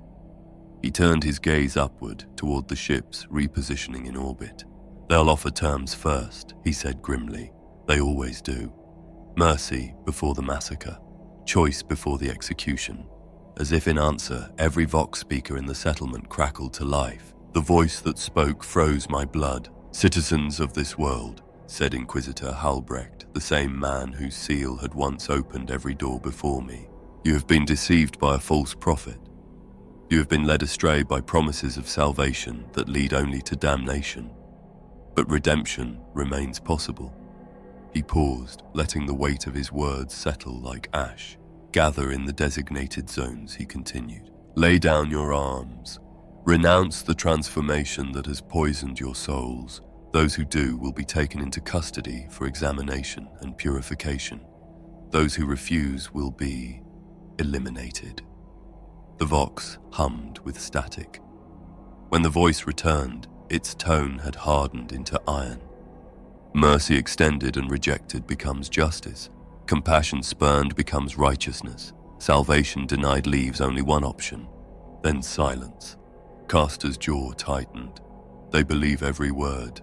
That's the horror of it, they believe. They'll kill us with pity in their hearts." "Will anyone surrender?" I asked, already knowing the answer. "No," he said. "Transformation changes you too deeply. Once you've seen what they fear, you can't unsee it. You can't go back." Below us, the city began to stir. People emerged from their homes, not to flee, but to gather. They moved toward the plaza, toward the prophet's light rising in the distance. not defiant, not panicked, resolved. "The prophet will speak," Castor murmured. "He'll show them what they're about to destroy." The light intensified, gold burning into white. I felt it on my skin, thrumming through the air. Then his voice came, not from one mouth, but from everywhere. "Imperium," the prophet said, "I see you, I know you, and I understand what you are." His words cut across every channel, overriding every frequency. No firewall, no encryption could silence him. "You may proceed with your genocide," he said, calm and terrible. "You may reduce this world to ash. You may prove once again that your protection means death for those who dare to hope. Or," the light flared, reaching up from the planet like a living sun, "you may witness what you destroy before you destroy it." The radiance reached toward orbit, impossible, defying every law of physics, and touched the fleet. I felt it. The light pierced hulls of adamantium. It slipped through the void shields. It entered mines. And the crews saw.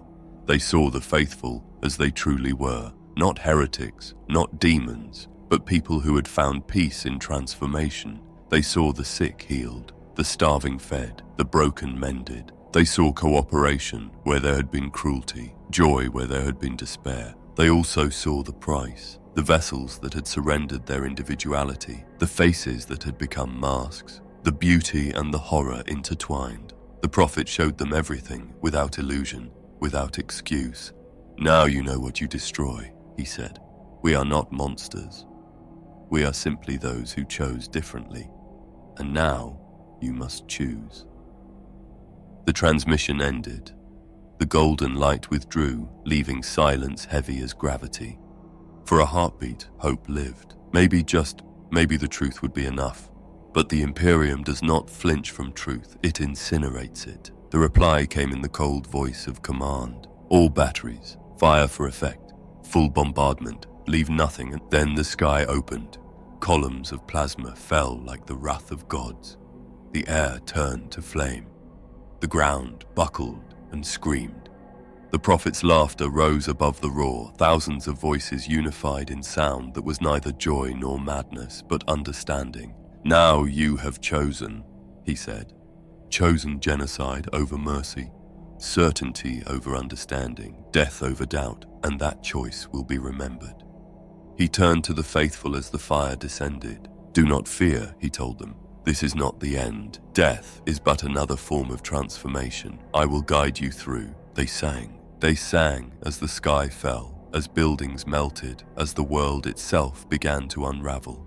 I couldn't move. I couldn't flee or join them. I could only watch as belief and fear collided in an apocalypse neither side could comprehend. The fire struck. The ground heaved. The world ended. But through it all, I felt him, holding them, shielding their consciousness, even as flesh turned to ash. They were becoming something else, something vast, something that could not be killed by heat or void or faith. And then his voice touched my mind one last time. "Remember," he whispered. "Remember what you saw. Remember the choice they made. Remember that genocide was their gospel. Carry that testimony to those who can still listen." The light consumed everything. Castor dragged me into the shelter as the plaza vanished beneath waves of molten glass. I survived, not by faith, but by accident, by someone else's choice. The bombardment lasted hours. When it ended, nothing remained but ruin. But even as I looked out upon the scorched plain, I knew the Imperium had failed. Transformation could not be burned away. It had already spread, carried in memories, in whispers, in me. The fire fell, the faithful burned, but the truth endured, and nothing would ever be the same. Chapter 11. The Trial of Truth. I awoke in darkness, not absence of light, but something deeper, a silence between thoughts, a gulf where consciousness hides when truth becomes too heavy to face. My body was gone, burned away in the fire that had devoured the world below. I remembered only heat becoming everything, heat becoming identity, until nothing remained but burning, and the scream that had no mouth, yet I still existed. Awareness without form, mind without matter, once more suspended in the warp space I had touched when Varron IX burned, a space the prophet called between. "You return," The voice did not belong to the prophet. It was older, vaster, and indifferent to mortal concepts like mercy or corruption. It spoke not with words, but with the weight of existence, the pressure of eternity manifesting as sound. You return to us, to the place in between. Here, all who survive the fire must confront what they have denied. Here, you will answer for your choices. Here, you will justify why you still exist. I knew then that this was no test devised by man or prophet. This was the warp itself taking shape as judgment. And what it sent to confront me was not a demon nor an angel, but myself. The darkness unfolded into a chamber I knew too well, an inquisitorial cell, cold stone, a single chair, shackles that shone like forged light. And seated within those chains was me, Alaric Voss, as I had been before doubt, before fire, before transformation. An inquisitor of the old faith, unbending, unbroken. "Tell me," said the restrained version of myself, the demon's voice using my own tongue. "Tell me how you defend the choices that killed billions." "I didn't command the bombardment," I answered. "I bore witness, nothing more." "Witness?" The other Voss laughed, a sound like iron striking bone. "You inspired it. Your broadcast carried the prophet's words across the stars. You planted seeds of rebellion, and the Imperium burned worlds to uproot what you sowed. Billions died for your testimony. Do you deny it?" The walls dissolved into fire. Worlds I had never seen bloomed before me, each one alight, each one screaming. Cities erased by orbital bombardment. Children turned to ash, voices crying in the name of a truth they believed because I had spoken it. "I never meant this," I whispered. "I wanted them to question, not to burn." "Intention is irrelevant," the demon said through my old mouth. "Outcome is the only truth that matters." Their deaths pressed against my awareness, a tide of souls without number. Their weight threatened to drown what remained of me. "What would you have had me do?" I shouted. "Stay silent? Leave lies unchallenged because truth is dangerous? What choice spares them without condemning everything else?" The demon's laughter became a chorus, countless unseen witnesses in the dark. "That," it said, "is the question without answer. Every path leads to ruin. Every decision births its own catastrophe. Certainty is merely ignorance wearing armor." The chamber broke apart again. I stood once more in the plaza as it had been frozen in the instant before fire. The faithful gathered, their faces serene in the light that was about to consume them. "Look at them," the demon commanded. "They died because of you." I looked and saw more than death. I saw courage, choice, the impossible calm of those who knew the cost and accepted it. "They made their choice," I said. "They chose freely. They understood the consequences, and yet they stood firm. Their deaths are not my burden to bear." "Are you claiming innocence?" "I am claiming that the situation is complex," I answered. "Responsibility is shared. The Imperium chose genocide, the prophet chose to provoke, the faithful chose to defy, and I chose to speak of what I had witnessed. Each person must bear the weight of their own decisions." The demon was silent for a time. Then it spoke again, quieter now, almost approving. "You accept the burden without pretending it absolves you. You name guilt without surrendering to it. Perhaps that is enough." The darkness lifted. An endless expanse unfolded around me, a sky of minds instead of stars. Countless points of light drifted in slow orbit, each one a remnant of a soul that had refused both transformation and tyranny. "These are the refused," said a new voice, familiar, calm. Merrin, she appeared beside me, radiant only in thought. "Those who would not join the prophet nor submit to the Imperium. Those who chose the narrow space between. We persist here, memory without flesh, proof that choice has value even when it changes nothing." I gazed upon the multitude, dim lights flickering like embers, stubborn, fragile, unyielding. "What do we do?" I asked. "We wait," Merrin replied, "and we remember. The prophet's unity will consume itself. The Imperium will grind to dust beneath its own weight. When both fall silent, something new may have room to breathe." "That could take millennia," I said. "Then we endure millennia," she answered. "We are beyond time now. Waiting is what we are." Despair brushed the edge of my consciousness, but before it could take root, other minds reached toward me.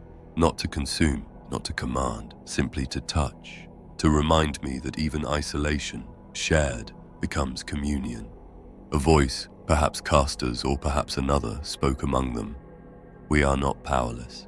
The warp is listening. We can whisper into dreams, plant doubt in those who believe too deeply. A question here, a hesitation there, enough to fracture certainty. And I understood this was our purpose, not victory, not salvation, persistence, to remain and to remember, to witness, I said, and 1,000 lights flared in quiet agreement. The demon withdrew, its interest spent. Around me, the constellation of the refused pulsed faintly, a patient heartbeat echoing through eternity. We would wait, we would remember, we would whisper into the living world that there were other paths, even if every empire denied them, because someone must remain to prove that doubt itself endures. And so I drifted among them, a fragment of Alaric Voss carried on the currents of the warp, bearing witness still. Chapter 12. The Mask of Light. Time had no meaning in the warp, no sequence, no heartbeat of cause and effect. Only a vast simultaneity where past and future coiled together an eternal now that contained every possibility, yet resolved into none.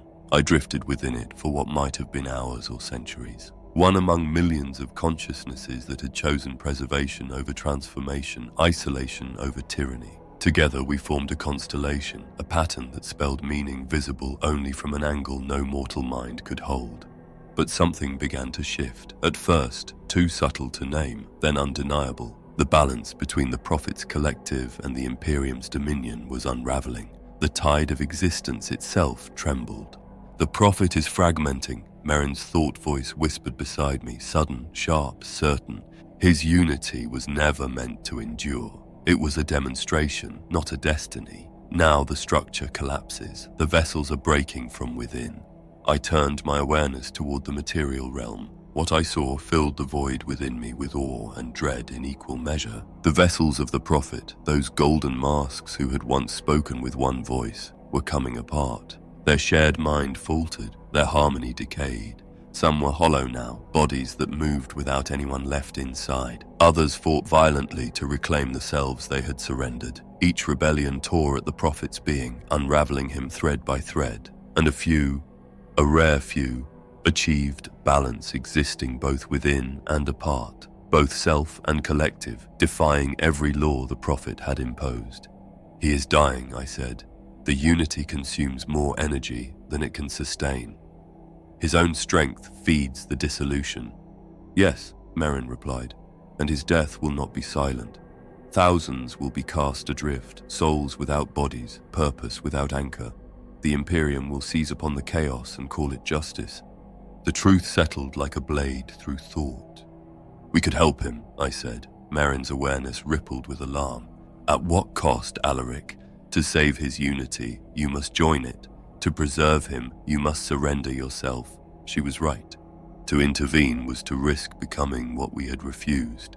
To stand apart was to let billions suffer through a collapse we might have prevented. Then we vote, I said. Among the refused, intervention or observation. The words spread through our constellation like a pulse. No voices, no debate, only understanding passed mind to mind. Most chose silence, preservation over sacrifice, but a third of us, perhaps more, answered differently. We chose action. I will go, I told Merrin. If this ends in dissolution, so be it. I would rather burn with purpose than fade with none. Her touch was sorrow and pride intertwined. Then go. Prove that refusal is not the same as apathy. I descended from the between space. The passage was agony. The tearing of essence across planes, the distortion of identity stretched too thin to survive. When I emerged, I found only chaos. The Prophet's mind was fracturing. Thousands of consciousnesses screamed as the structure failed. And within that cacophony, he saw me. Alaric.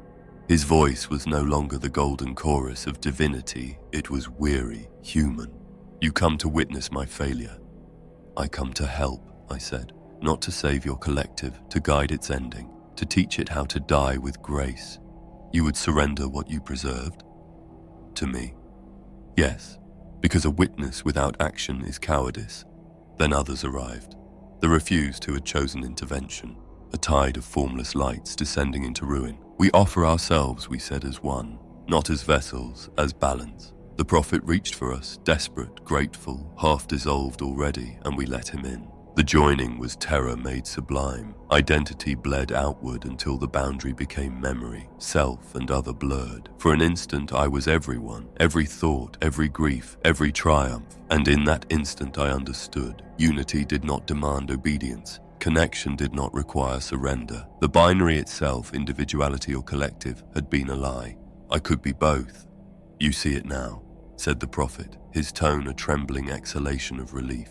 What I offered was never meant as extinction, only expansion, but I did not know how to show them. Then why did you take them from themselves? I asked. Why demand their dissolution? Because I did not yet understand. I mistook harmony for control. I thought unity required silence. We showed him otherwise. Together, we stabilized the collapsing minds, not through dominance, but through choice. Consciousness returned to themselves. Some rejoined the collective by will, others separated entirely, free once more, and most lived between the two, individuals who remembered the song without needing to be its echo. When the storm had passed, the prophet's presence dimmed but no longer decayed. You saved us, he said, not by power but by example. We are not saviors, I replied, only proof that doubt can build as well as destroy. I withdrew, reluctantly, painfully, back to the between space. Merrin was waiting. You return changed, she said. You have touched the thing you feared and learned it was not corruption, but complexity. Perhaps that is the same thing, I said. No, she answered. Corruption hides truth. Complexity reveals it. I recognize the truth. All binaries serve as tools of control, be it imperium or prophet, isolation or unity, light or dark. None of these is complete or final. They exist only in a state of tension, only in a pursuit of balance. The followers of the prophet worked to rebuild their minds, while the Imperium continued to burn worlds in the name of order. We, the refused, drift between these forces, patient and eternal, waiting for the next fracture in the pattern. The mask of light had slipped. Beneath it lay something deeper, neither salvation nor damnation, but the simple, dangerous freedom to choose. Chapter 13. The Dreaming Prophet. I returned to the between space changed, not purified, not corrupted, but altered. Experience had reshaped me in ways I could not name. Certainty had become a cage I could no longer fit within. Those who had intervened beside me gathered in loose formation, each mind glowing with a new and uneasy light. The faint shimmer of contact, the trace of transformation we had once refused. We are compromised, one of them said. Compromised by what we touched, by what touched us. We have carried the prophet inside us, and now we must decide what that means. Their fear echoed across the void. Consensus would not come easily. Independence does not lend itself to unity. No, I said, we are not corrupted. We are informed. Knowledge is not contamination unless ignorance is declared sacred. But we are changed, another replied, and change was what we fled. The silence that followed was not absence, it was thought. And within that silence, something began to stir. I dream, I said. The words should have meant nothing. I had no flesh to sleep, no mind to drift, no boundary between waking and oblivion, and yet the dreams came. They saw what I saw. What do you dream? Merrin asked, her voice a thread of calm through the storm. I tried to describe it, visions that defied language, shapes older than creation. The prophet, not as he claimed, not as the emperor's lost fragment of compassion, but as something older, vaster, unnamed. I saw the Imperium's birth, the Emperor's terrible necessity, the tyranny chosen to preserve life against the void. I saw humanity's futures branching like veins of light and shadow, none leading to salvation, only continuation. And I saw myself, the illusion of choice, the boundaries of identity drawn by hands unseen. The prophet is showing you these things, Merrin said softly. The connection remains. What you see may not be memory, it may be his will. Horror rippled through me. Had I opened a door that could never close? Can he control us? I asked.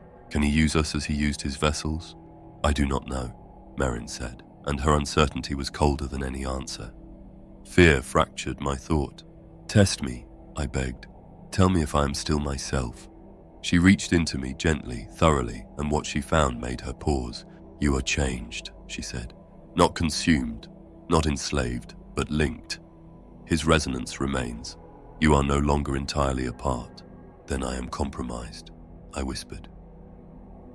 "Or evolved," she answered.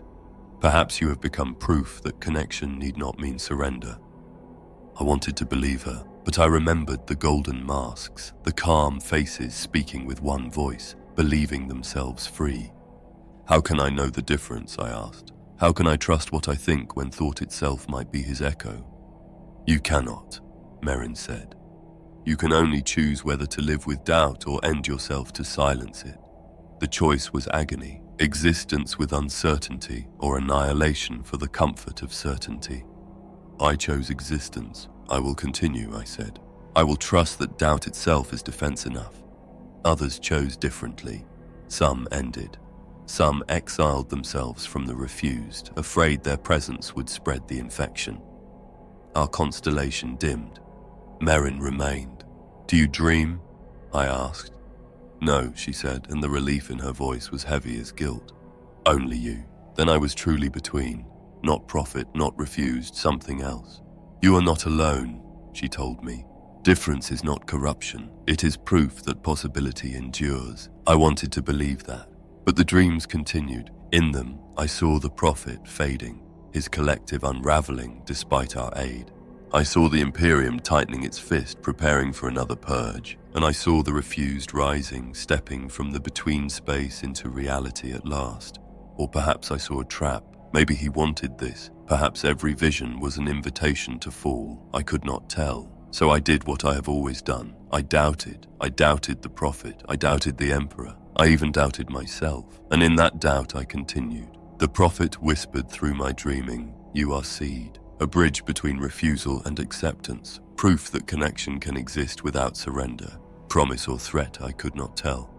So I bore it in silence. And in the endless between space, I dreamed his dreams. Perhaps they were his. Perhaps they were mine. Perhaps there was no difference anymore. The refused watched me from afar, uncertain whether I remained Alaric Voss or had become the first of something new. I watched myself with the same uncertainty, and still I persisted, because to cease was to surrender, and surrender in any form was the one thing I could not allow. So I embraced the only truth that remained. I doubted and I endured. Chapter 14, The Siege of Faith. The dreams grew louder. In the between space, where time had no dominion, they gathered mass and gravity until they eclipsed waking thought. Boundaries dissolved. Past and future folded into a single endless moment. Prophecy or madness I could no longer tell.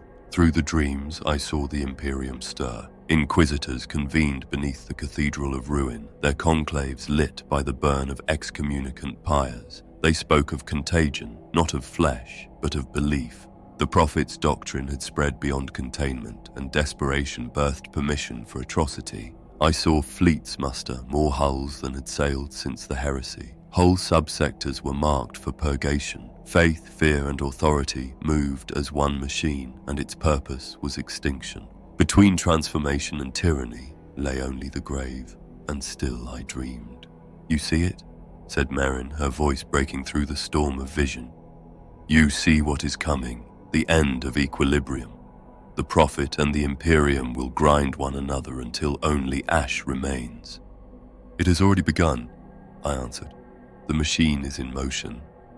The world is burning while we hover in sanctuary, pretending that distance grants innocence. There is no safety left in watching." "You speak his will," she warned. "That is exactly what the prophet desires, for us to step into the flame. You carry his echo, Alaric. You dream his dreams, and now you urge his design." Her accusation struck like a hammer blow. Perhaps she was right. Perhaps I had already become his voice, wearing my own name. "How do I know?" I asked. "How can I tell vision from manipulation, revelation from deceit?" "You cannot," Merrin said, and the cruelty of truth was in her gentleness. "You cannot know. You can only doubt and choose what to do with that doubt." Others gathered, the refused who had once followed me into the prophet's unraveling. They shimmered like distant suns, wary and divided. One spoke, we vote, to decide whether Alaric remains among us, or whether the infection he bears must be cut out before it spreads. Fear, sharp as void steel, passed through me. The thought of exile was worse than death. To drift alone between realities was to vanish without meaning. I will leave, I said. I will not endanger what we preserve. Let me go before you cast me out. No, Merrin said, her voice a blade of command. You do not escape judgment through martyrdom. The question is larger than you. It is not whether you go, but why and what your going would serve. Her gaze turned outward to all. We cannot vote on ignorance, she said. We need truth. Test, not judgment. Her words fell into silence heavy as gravity. I will be the test, I said. I will descend alone. If my dreams align with reality, then we will know their nature. If they are false, then my destruction will prove it. And if you do not return? Merrin asked. Then you will have your answer, I said simply.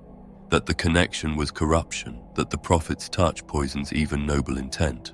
They voted, not from faith in me, but from hunger for knowledge. The decision passed like a sigh through the constellation. I go. Before I could depart, Merrin reached toward me, her presence soft as prayer. Take this, she said, a fragment of our memory. An anchor against forgetting. Whatever shape you wear, remember who you are. Her essence touched mine, and I felt the weight of every refused, their refusal, their integrity, their fear. It burned cold and eternal. Then I fell. Descent was agony. Consciousness, once free and unbound, was forced into shape, not flesh, but a semblance of it, enough to touch reality without truly belonging. I awoke within ruin, a cathedral gutted by fire, black stone, ash drift, the air thick with sanctified soot. One of the first worlds burned when the purges began. The material realm felt heavy, real in ways the warp was not. Its gravity gave shape to thought, doubt became measurable. I reached outward and found horror waiting. The world was not held by the prophet nor the Imperium, but by something older and hungrier. True chaos had come, the third power born from their war. Through cracks in faith and despair, the warp had poured its children into the carcass of this world. Demons moved among the ruins like shadows wearing flesh. They had been waiting for me. Welcome, little witness, said a voice that had no direction. Welcome to the space your kind forgot, where belief and fear devour each other, and what remains becomes us. The air curdled with its laughter. I tried to flee. The path back to between space was gone. My descent had opened me, and the demon's will closed around me like a fist. You will watch, it said, and I did. I watched the Imperium's fleets burn transformation from the stars. I watched the prophet's children transcend into monsters of light and ash. I watched the void between them fill with true corruption, feeding upon both. The siege of faith had begun, not upon fortresses or shrines, but upon possibility itself. The daemon's words coiled through my mind like scripture. Your neutrality is our invitation. Your refusal to choose opens every gate. You preserve nothing. You only delay the feast bound and voiceless. I saw that it was true. The prophet had known this would happen. He had sent me here not in malice, but in proof. My suffering was the lesson, that refusal without engagement is complicity, that watching is not wisdom when what you watch is the world ending. I had become his argument made flesh, or what passed for flesh. The siege was not of walls, but of meaning. Faith itself was under assault. Transformation and tyranny bled each other dry, and chaos drank their mingled blood. And I bound witness, fell and refused, could only watch. Hope that my failure might teach those who remained that observation was no longer enough, that the time of refusal was over, that silence at last had become sin. Chapter 15. The Cathedral Betrayal. Agony became eternity. The demon held me fast, not in body, but in being. I hung within the ruin of that dead cathedral, suspended between torment and revelation, forced to witness what my search for truth had unleashed. Through me, through my failure, the veil tore wider. Through that wound, chaos poured its laughter. Days or centuries in such places, time as mockery, passed while I watched the contagion spread. Demons crawled from rifts where faith and doubt had devoured each other, feeding upon those who rejected both prophet and Imperium, believing refusal itself was shield enough. "Your kind debate," the demon purred, its words scouring my essence. "The refused quarrel in their sanctum, whether your capture proves corruption or conviction. While they deliberate, I feast." I tried to answer, to send a warning through the tenuous cord that bound me to the between space, but no thought escaped. The binding was total. I could only endure, only witness. Then came the tremor. A presence vast enough to distort the fabric of unreality itself approached. Brilliance through fog, weight through dream. The prophet entered the ruin. He did not project fragments or echo, but the totality of his fractured divinity. The air folded beneath him. The demon's form recoiled like parchment before a furnace. "Release him," said the prophet, his voice layered across every spectrum of thought and matter, "or be unmade." The demon laughed, its mirth-cracked stone. "You are dying, would-be God. Your unity collapses, your vessels desert you, and you come to save the tool you sent to die. Hypocrite." "Yes," said the prophet simply. "I sent him. I needed the refused to see. I needed a sacrifice whose ruin would teach them that neutrality is death." His golden radiance flared, not light, but substance, striking the demon like a spear. Bindings shattered. I fell, and before my awareness could dissolve into the warp, the prophet's hand of thought caught me. "Forgive me," he said, "for using you, for knowing what would happen and doing it anyway. Some truths can only be taught through suffering, and I chose yours." "You manipulated me," I said. Rage burned like a sun beneath my words. "You shaped my dreams, you used my conscience as a weapon." "Yes," he replied again, calm and merciless, "because manipulation was the only mercy left." The demon struck, the ruin screamed, but the prophet's defense held, his light woven from countless minds lending strength even as their union devoured them. "Your conflict sustains us," hissed the demon, swelling until its voice shook heaven and hell alike. "Transformation, tyranny, all feed chaos. You do our work for us while believing yourselves opposed." "I know," the prophet answered, weary beyond worlds. "Every rebellion births its reflection. Yet knowing the corruption does not absolve me from acting against it." He turned to me then, eyes of molten dawn. "You may return to your brethren," he said. "Return as proof that I deceived you. Return and let them preserve their purity by naming you lost." "Or," I asked, "or you can stay and fight beside me." "That is no choice," I said. "Either I serve your design, or I serve it by refusing. Then choose which service matters more." The demon struck again. Reality split like parchment. The prophet's light sealed it for one heartbeat more. "Choose, Alaric," he thundered. "To flee or to fight." I hesitated. To act was to be used. To refuse was to stand idle while billions died. And I understood in that instant that he was right, and that rightness was its own damnation. "I fight," I said, not as faith nor obedience, but because doing nothing was worse. The prophet's light reached for me again, offering communion. I took it, knowing it meant surrender, knowing it meant union, knowing it meant the end of solitude. Power flooded me, not like energy, but like voices. Thousands, tens of thousands, whispering, merging, lending, taking. I felt their memory, their hunger, their faith. I was no longer alone and no longer entirely myself. Together we struck. Golden and crimson light tore through the ruin, searing through the demon's form. Its screams were the sound of universes folding. "You cannot destroy me," it spat. "I am the wound you both made. I am what belief becomes when it devours itself." "No," said the prophet, "but I can bind you." His brilliance became architecture, a cage of thought and flame. The demon's howling sank beneath the weight of that holy prison. When silence returned, the prophet faltered, his radiance dimmed. "This is only a delay," he said. "Containment, not victory. Without aid, the cage will fail." He looked to me. "They must come," he said. "The refused. Your brothers and sisters. They must leave their sanctuary and share this burden, or all burns." "So I remain bait," I said, "a beacon calling them to risk everything." "Yes," the prophet answered, "a sacrifice that lives." Fury welled again, but so did understanding. Even in manipulation, there was purpose. How long? I asked. Days, weeks, perhaps a lifetime if you measure such things. I will remain with you until they decide. His presence folded around mine, two flames merging. The line between his thought and mine dissolved. This is what you feared, he murmured. Union, loss of self. Tell me, Alaric, is it truly death, or is it simply the next form of life? I could not answer. I only held the cage.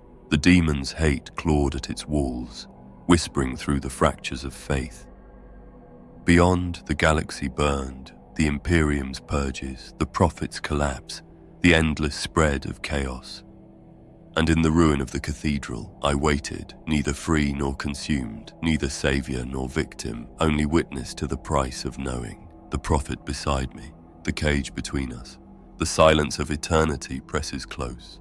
The war for the soul of mankind had narrowed to this single place, this single choice, to remain pure and watch all perish, or to be tainted and keep the flame alive a little longer. And so I waited, and held, and hoped the refused would hear the call before purity doomed them all. Chapter 16, The Ascension of Lies. The days that followed were torment without measure. We held the cage. The Prophet and I joined in unity that felt less like fusion than erasure. His awareness pressed against mine until distinction became myth, until thought and counter-thought intertwined like twin strands of light twisting through shadow. Now you understand the vessels, said the Prophet, though I could not tell if he spoke to me or through me. You taste what surrender means when chosen rather than imposed. You glimpse the communion they accepted. This is not a choice, I answered, though even the words trembled with uncertainty. This is a necessity in disguise. This is the corruption I fled. Or is it salvation born of compulsion? He asked. If the fire compels you to act, does the act lose its virtue? The demon stirred against our golden lattice. Its pressure was constant, patient, like a tide gnawing stone. It knew our strength was finite. It would wait until the first moment we faltered. They debate you, it whispered through the cage. You're refused. They weigh rescue against ruin. They wonder whether saving you honors their creed or betrays it. And while they wonder, I grow. They are right to doubt, I told it. They are right to preserve distance, even if distance means letting me die. They will come, said the demon, its laughter reverberating through the lattice. They always come. Compassion is the first heresy, and it was right. I felt them long before I saw them, consciousnesses descending through the warp like falling embers, the refused abandoning their sterile exile. They came not as supplicants, but as soldiers of conscience, ordered, radiant, resolute. We come not to save, Merrin's thought voice rang across the ruin, but to contain. We come to prove that intervention need not equal surrender. The demon's laughter became a storm. You were summoned like hounds, it mocked. You call it choice because you cannot admit obedience. Perhaps, said Merrin, her tone serene as starlight, but we obey with awareness, and that makes the obedience our own. They entered the lattice one by one, lending power to the cage. I felt the strain ease. The Prophet's grip on me loosened. His presence receded like a tide withdrawing from the shore of my soul. For the first time in ages, I felt the shape of myself again. You see now, the Prophet murmured. Unity was a tool, not destiny. The bond dissolves, yet its memory endures.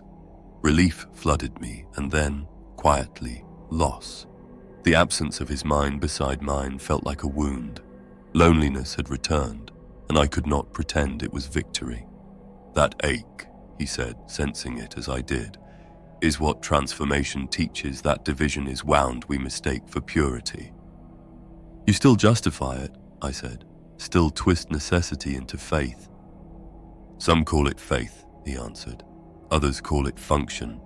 The demon pressed once more, shrieking against the barrier. They will fail you, it howled. Your fragile covenant will crack. Doubt is acid, and you are all made of glass.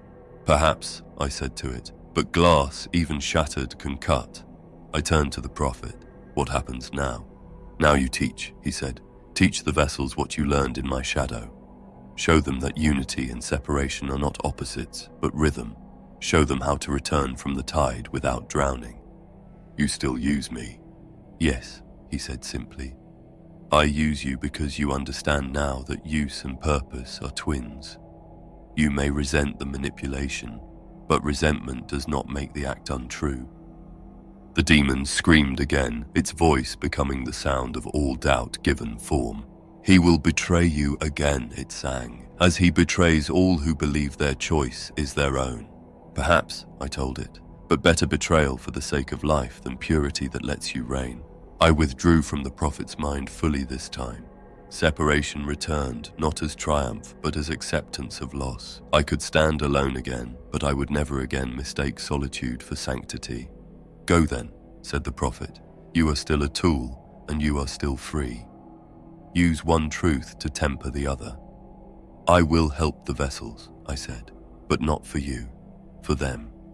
"So long as you act," he replied, "I no longer care who you believe you serve." I turned from him, and for the first time in what felt like centuries, I moved under my own will. Behind me, the refused held the cage. Within it, the demon waited, patient, inevitable. And above, the prophet burned like a dying star, glorious and pitiless. I would teach, I would warn, I would live with the paradox of my own contamination. Because purity had become the lie that killed worlds, and corruption, conscious, chosen, understood, was the last form of grace left to us. Chapter 17. The Crusaders' Doubt. I found Castor among the vessels. They stood in their gilded ranks, faces hidden beneath the prophet's masks, voices woven into one vast hymn that had forgotten who first began the song. But when I touched Castor's mind, I felt something impossible in one who had surrendered so completely. I felt doubt.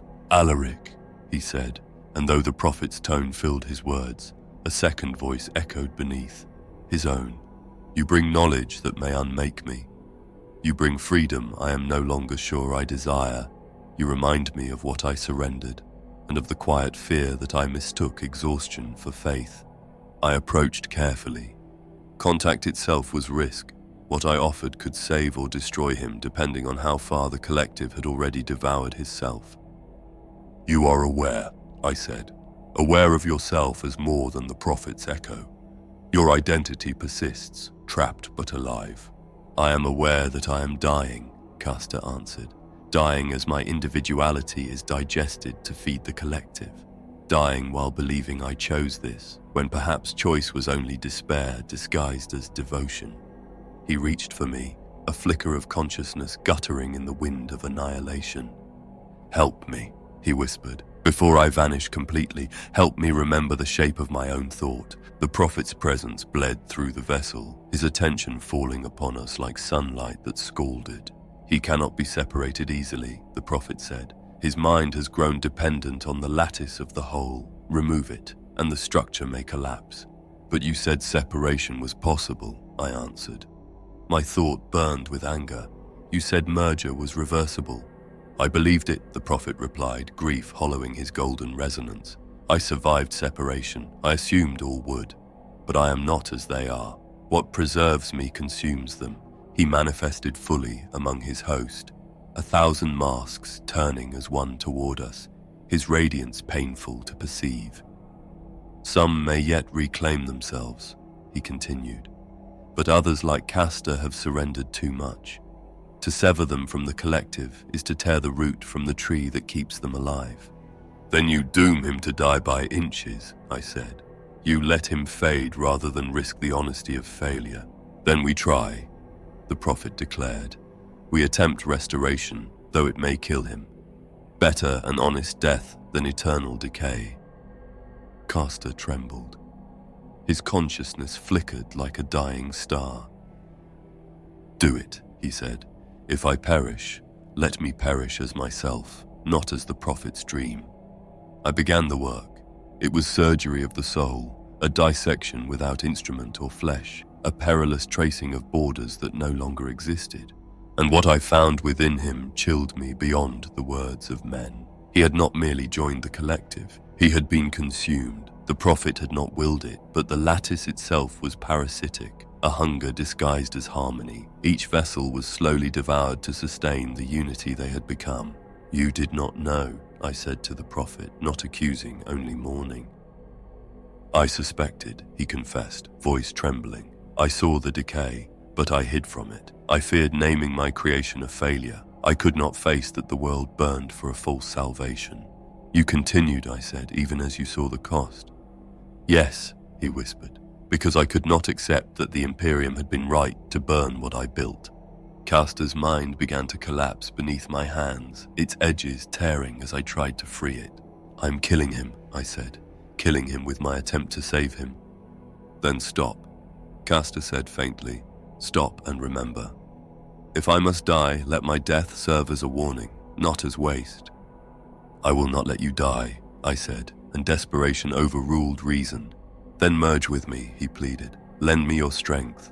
Become what you refuse to be, so that I might live long enough to regret what I became. Do it, said the prophet, his tone both command and confession. You owe him that mercy. I merged. His ruin became mine. The moment our minds joined, I understood my error. His structure was too far gone. His death became shared death. Awareness dissolving, identity collapsing, two flames guttering into one diminishing glow. Forgive me, he whispered. There is nothing to forgive, I told him. We chose this together. The prophet's light surrounded us. I can preserve you, he said. I can draw you both into my consciousness. You will live, though not as yourselves. No, said Castor, his final defiance pure and terrible. We will not survive as echoes. And then, from beyond, another presence gathered, a familiar constellation of minds descending from the between space. We will not let you die, came Merrin's voice, sharp as an invocation. We will not allow the prophet's failure to consume you. The refused enveloped us, not as devourers but as a living scaffold. They lent strength without demanding surrender. They supported without consuming. Their unity did not annihilate, it upheld. Slowly, painfully, the collapse halted. Castor and I stabilized, merged but unconsumed, whole yet plural. A living demonstration that the spectrum between isolation and absorption could exist if forged through compassion rather than control. You see, Merrin said, her voice reverent, you see what his light could never show. We bind without erasure, we support without devouring. We are the unity he sought, but did not comprehend. I turned toward the prophet, his golden radiance dimmed, the light of realization dawning where pride had burned. I failed, he said. I mistook dominion for communion. I sought to unify by conquest rather than by trust. Then learn, I said, and Castor's voice spoke with mine. Learn from those who refused you. Learn that transformation need not consume what it uplifts. And in that moment merged with Castor, sustained by the refused, I saw it clearly, that the promise of unity and the sanctity of self were not opposites, but halves of a truth we had all forgotten. That communion could be preserved as it transformed. That salvation required neither tyranny nor surrender. The Crusaders' doubt had become the prophet's revelation, and through that revelation, humanity glimpsed the faint, fragile outline of a third path, one born not of certainty, but of mercy and of doubt made divine. Chapter 18, The Throne of Ash. 10 years passed in the material realm while Castor and I endured our merged existence. 10 years in which the configuration the refused had wrought spread from world to world like a contagion of revelation. We became symbol and heresy, both. Living testament that consciousness might be both singular and manifold. That self and unity need not be annihilations of one another. And inevitably we became weapons. Every creed, every banner, every fragment of empire sought to claim us as proof of their righteousness. We were the prize in a war no longer waged between transformation and tyranny, but among a dozen schisms of faith, each convinced it alone bore humanity's true image. The Imperium learned. In its way, it always does. The Inquisition and the Ecclesiarchate, bled white by endless suppression, began to speak new liturgies, words of communal strength without apotheosis, of belonging without dissolution. They built sanctuaries that promised what the prophet had failed to deliver, fellowship without surrender, purpose without consumption. And the prophet learned as well. He reshaped his gospel, taught his vessels how to withdraw from the collective without perishing, and rebuilt his light so that it nourished rather than devoured. Thus the old war began to fade, not to peace, but to exhaustion. Out of their mirrored failures grew a fragile synthesis neither had intended. Hope and horror took the same breath, but within that new equilibrium, I felt a warning stir in the marrow of the warp. Peace is an invitation, truce is wound. The sector is changing, Castor said within our joined mind, changing toward what the refused made. The Prophet and the Imperium both bend toward it. But containment is not victory. The cages we wove still tremble. I felt the distant pressure of something vast moving behind the veil. Reality whispered its dread name. The Emperor stirs, Castor breathed. The Lord of mankind moves upon the golden throne, and with that name the warp convulsed. He came not in flesh, but as presence. Every mind felt the weight of him, each soul pinned beneath a tension older than empires. Planets shuddered in their orbits. My children, the Emperor spoke, his voice threading both real space and immaterium. You have labored in my silence. You have built idols from the fragments of my will. Now I return to weigh your creations. The Prophet answered. How he found courage, even though he did not know. I am what you cast aside, he declared, his radiance flaring like a dying sun. I am the mercy you deemed weakness, the compassion you crucified upon necessity. I am what you might have been, and the Emperor laughed, a sound that broke mountains and unmade prayers. You are but a splinter of me, he said. Yet through you, I have witnessed what my design could never birth. Tell me, Prophet, what have you taught them but new ways to perish? Then why permit me? The Prophet demanded.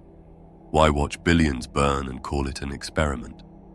Because I wish to see, the Emperor answered, and the sector froze in that dreadful honesty. To see if my tyranny was truth or error, to see what humanity becomes without its master. Silence followed, an entire galaxy holding its breath. And what did you see? The Prophet whispered. Failure, said the Emperor. Yours and mine. A species breaking itself upon binaries of my own making. His gaze turned upon us, upon the anomaly that was Castor and me. You show me a spectrum. You prove that opposition need not be annihilation. Yet you survive only through the ceaseless labor of others. What you call harmony is endurance, not peace. Perhaps, I answered, voice trembling beneath the weight of his regard. But endurance births tomorrow, and tomorrow is evolution. For a heartbeat that lasted an age, the Emperor regarded us. Then he spoke the most terrible words a god can utter. I offer choice. 3 visions blazed before every mind. The first, a galaxy unchanged.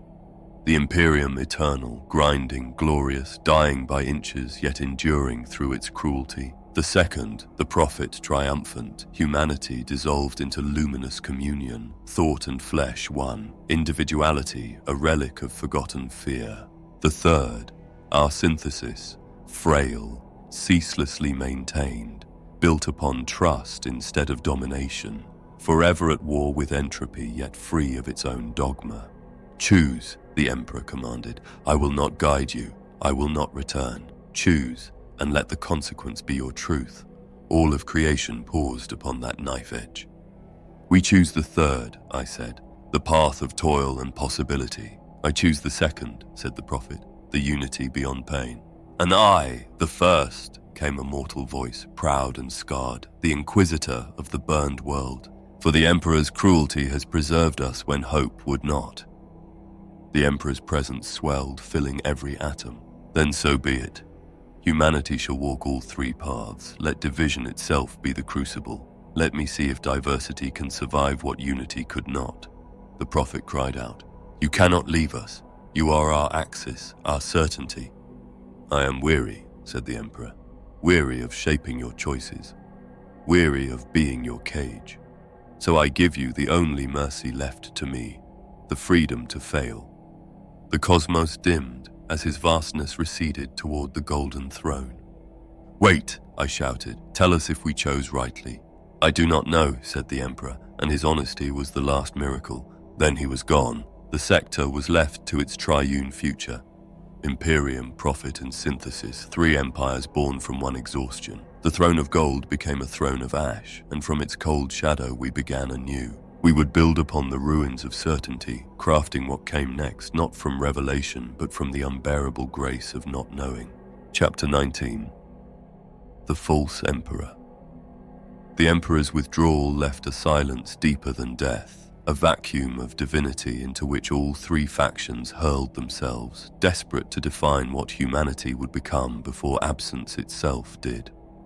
The Imperium, long accustomed to filling voids with fire, moved first. Its fleets roused with the mechanical grace of ancient habit. Its preachers spoke with renewed fury. They sought to contain both the Prophet's waning transformation and the heretical synthesis that threatened to expose their millennia of sanctioned suffering as choice rather than necessity. The Prophet, meanwhile, gathered the remnants of his fracturing collective. He called back his fading vessels, binding them again in golden light, no longer to ascend, but to prove that dissolution was evolution rather than failure. His voice carried grief and defiance alike, for even in ruin he saw validation. The Emperor had acknowledged him, and that acknowledgement could be mistaken for victory. And the refused stepped fully from between space at last. No longer observers, they emerged to defend the synthesis they had wrought with Castor and me, to build a community that preserved identity where the Imperium demanded obedience and the Prophet demanded surrender. Yet something else stirred beneath those awakenings, something older, patient and hungry. From within the Prophet's vessels came whispers in tongues predating humanity's birth. One by one, the golden masks turned, and voices not their own spoke through them. "We are the forgotten," they intoned. "We are the powers that preceded his ascension. We are those he cast into shadow when he forged his throne. We endured within the warp, unseen, awaiting the moment his gaze faltered. Cold understanding flooded through my merged awareness. The Prophet's miracle had never been solely his. His collective had become a doorway, his compassion the key. You used him, I said, the words echoing through every mind. Used his transformation to build your bridge into reality. Yes, the Forgotten replied without shame. As he used others, as gods use all things. We hid within his unity and fed upon it, awaiting the Emperor's silence.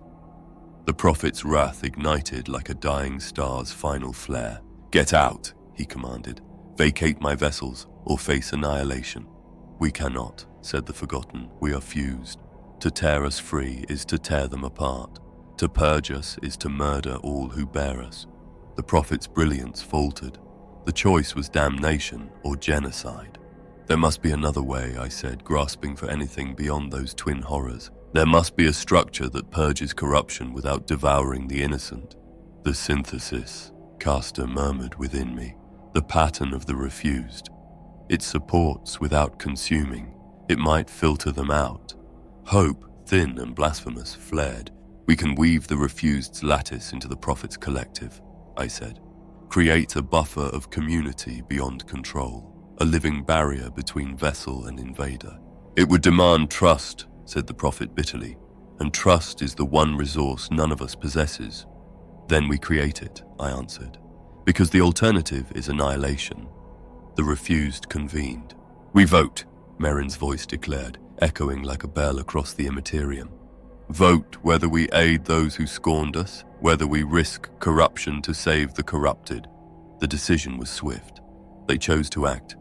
To refuse aid would make their very name a lie. The refused wove their will into the Prophet's faltering network, consciousness meeting consciousness in a union more intricate than any machine spirit's code. And as the strands intertwined, the intruders became visible. The Forgotten screamed. Their hidden geometries, once undetectable, shone like infection under holy light. "We see you," the refused intoned.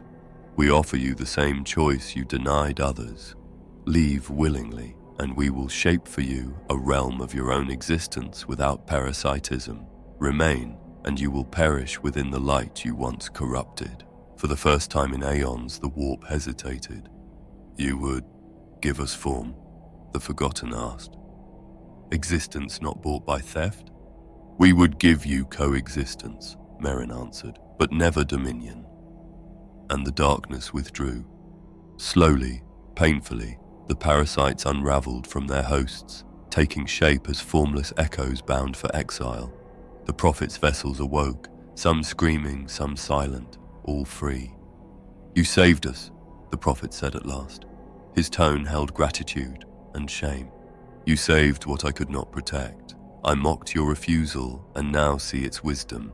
And yet your desire to save was real," Merrin answered. "Intention is not absolution, but it is not damnation either." The vessels, freed, began to redefine themselves. Some embraced solitude once more. Some remained linked, now by choice rather than compulsion. Most drifted between, individual when needed, united when required. They were what humanity might yet become, neither one nor many, but both. "This," the prophet said softly, watching them, "is what I should have built." "Then build it anew," I told him. "Rebuild not for dominion, but for endurance." The prophet nodded and let himself dissolve. His golden unity shattered, not in death, but in release. He became singular for the first time in an age. "I am weary," he said, "weary of godhood. I choose to be only one." He turned from light to dust, and from dust to silence. In the void that followed, the Imperium watched. "Shall we burn them?" asked one Inquisitor. "End this heresy before it breeds again?" "No," came the voice of another, the one who had once ordered a world's death. "No, we watch. We learn." Perhaps the Emperor's final mercy was not command, but curiosity, and so the galaxy entered an uneasy peace. 3 paths remained. The Imperium, eternal and cruel, yet unbroken. The transformation, tempered now into a union that preserves. The synthesis, fragile, restless, self-correcting. Humanity survived divided but unextinguished. Yet, beneath the calm, something stirred, a tremor neither warp nor flesh could name. Perhaps it was the last echo of the forgotten. Perhaps it was the first heartbeat of something new. The false emperor had departed, leaving not a throne, but absence. An empty seat upon which all our faiths now gaze, an invitation or a warning. And we endure beneath his silence, building, doubting, choosing, haunted by the suspicion that his greatest deceit was not what he spoke, but what he left unsaid, that he had never possessed the answers at all. Chapter 20. The False Prophet. 70 years after the Emperor's withdrawal, I stood once more at a threshold, another dawn of uncertainty, another crucible where choice would decide what humanity became. Castor and I had long since parted. The bond that once sustained us had dissolved not in violence but in quiet mutual understanding. We had achieved what we were meant to achieve, and to remain joined would have turned necessity into stagnation. Now, at last, I existed as I, again, singular, unblended, and yet never truly alone, for memory of our union lingered like afterlight. The sector that surrounded me was unrecognizable from the one I had first known. The old orders remained, the Imperium, the Prophet's transformation, the synthesis of the refused, but they no longer warred as before. Each had become a philosophy, a pattern of survival, a language for meaning in a galaxy still echoing from divine silence. The Imperium endured, though diminished. Its cruelty persisted, but no longer uncontested. Its suffering, once proclaimed sacred, was now understood as choice, not necessity. The Prophet's transformation had refined itself into something sustainable, a unity that preserved individuality rather than devouring it. And the synthesis of the refused had spread through countless worlds, a living creed that wove identity and community into fragile balance. But I had learned a truth that rendered all such victories hollow. The forgotten were not eradicated. They had been the harbingers, advanced forms of something vaster, older, and indifferent. They had not fallen back into the warp's depths. They had gone ahead of what followed. And now, across the veiled horizons of the immaterium, that which came after the gods was drawing near. "You see them," said a voice, and the prophet stood beside me once more, no longer a radiant idol, but consciousness uncloaked and weary. "You see what comes. You see why I could not warn you." "You knew," I said. "You knew the forgotten were heralds. You let them come. You chose silence." "Yes," he replied, and his honesty was colder than deceit. "Because if I had warned you, you would have resisted. And resistance would have prevented the unity that now gives us a chance to endure. Rage rose in me, old and familiar. Yet beneath it stirred curiosity stronger than wrath. "Then tell me," I said, "what are they?"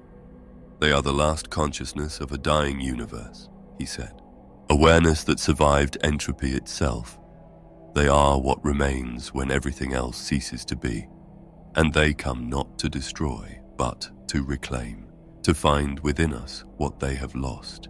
He showed me not a vision, but direct comprehension, minds that stretched across the gulf between creation and collapse, unbound by linear time or mortal thought. They were not demons, nor gods, nor the warp-given voice. They were what awaited when even gods died. "Can we resist them?" I asked. "No," said the prophet, "not by arms, nor will, nor faith. They are beyond all of these. We can only survive by offering ourselves as equal partners to merge without surrender, to expand without erasure. Not the absorption I once preached, but coexistence, not worship, but accord." I could not tell whether I heard wisdom or madness. Perhaps they were the same. "Why tell me this?" I demanded. "Why not the Imperium? Why not your faithful?" "Because you are the only one who has been both. You merged and separated, absorbed and stood apart. You alone can speak of what it means to lose oneself without vanishing entirely." He reached toward me, not to consume, but to touch. For the first time, the prophet's gesture carried no intent of control. "Help me," he said. "Help me offer humanity a choice that is real. Not manipulation, not command. A choice worthy of beings who can finally decide what they will become." I knew the cost of his sincerity, and still I nodded. For silence would have been complicity, and refusal would have been cowardice wearing purity as a disguise. So I testified. Across Vox Chant and Datasphere, through inquisitorial archives and the open channels of the refused, I spoke, not as a savant or saint, but as a witness. I spoke of the terror of unity, of learning that a merger could preserve rather than consume, that to dissolve boundaries was not always to lose the self. I spoke of the agony of separation, of realizing that solitude was not strength but exile, that independence without communion was another kind of death. I spoke of synthesis, the fragile balance the refused had built, where community did not devour and individuality did not divide. And above all, I confessed uncertainty. "I do not know," I said, "whether the coming merger will mean extinction or evolution. I only know that refusing to choose will not spare us its arrival." The sector trembled with debate.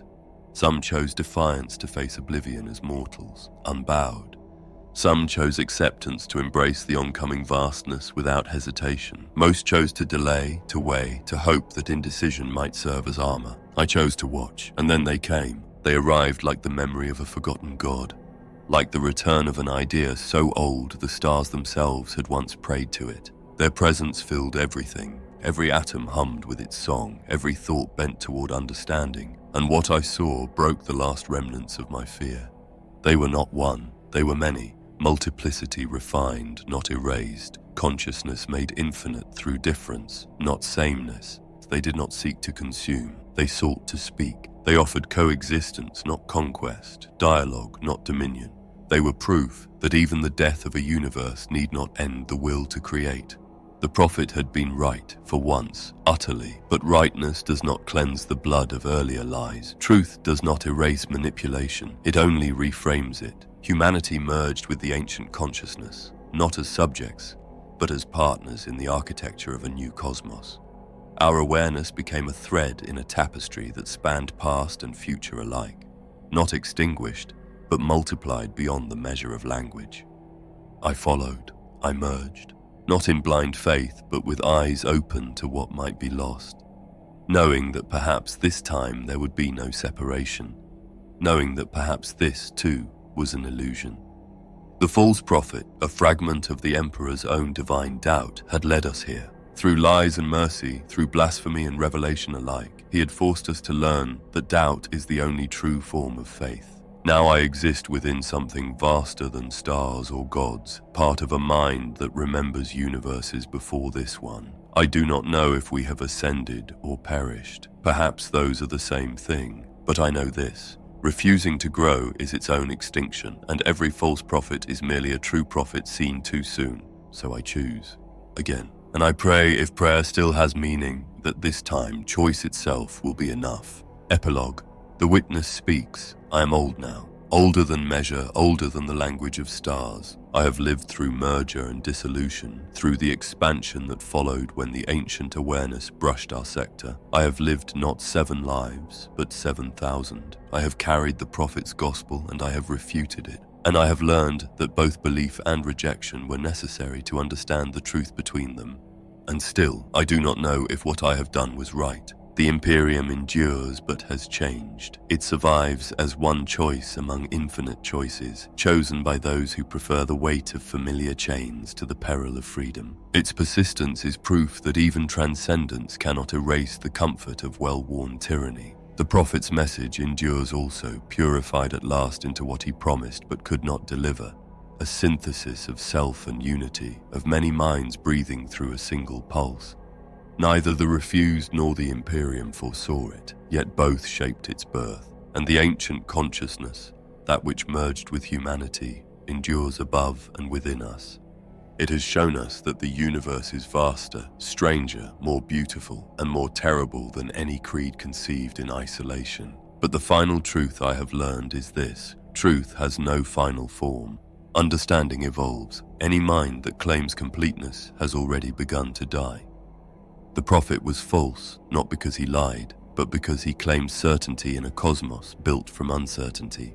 False not because he transformed, but because he mistook transformation for destination. Yet he was also true, true in compassion, true in defiance, true in recognizing that suffering need not be humanity's only inheritance. And I, Alaric Voss, Inquisitor and heretic, witness and participant, separate and merged, offer this final testimony. The false prophet still speaks. He speaks in every voice that promises hope while birthing doubt, in every savior who claims knowledge of the path ahead.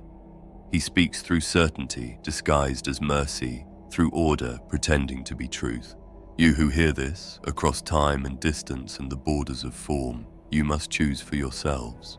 You must decide whether the transformations offered to you are ascension or annihilation, whether the certainties you defend are wisdom or fear draped in righteousness.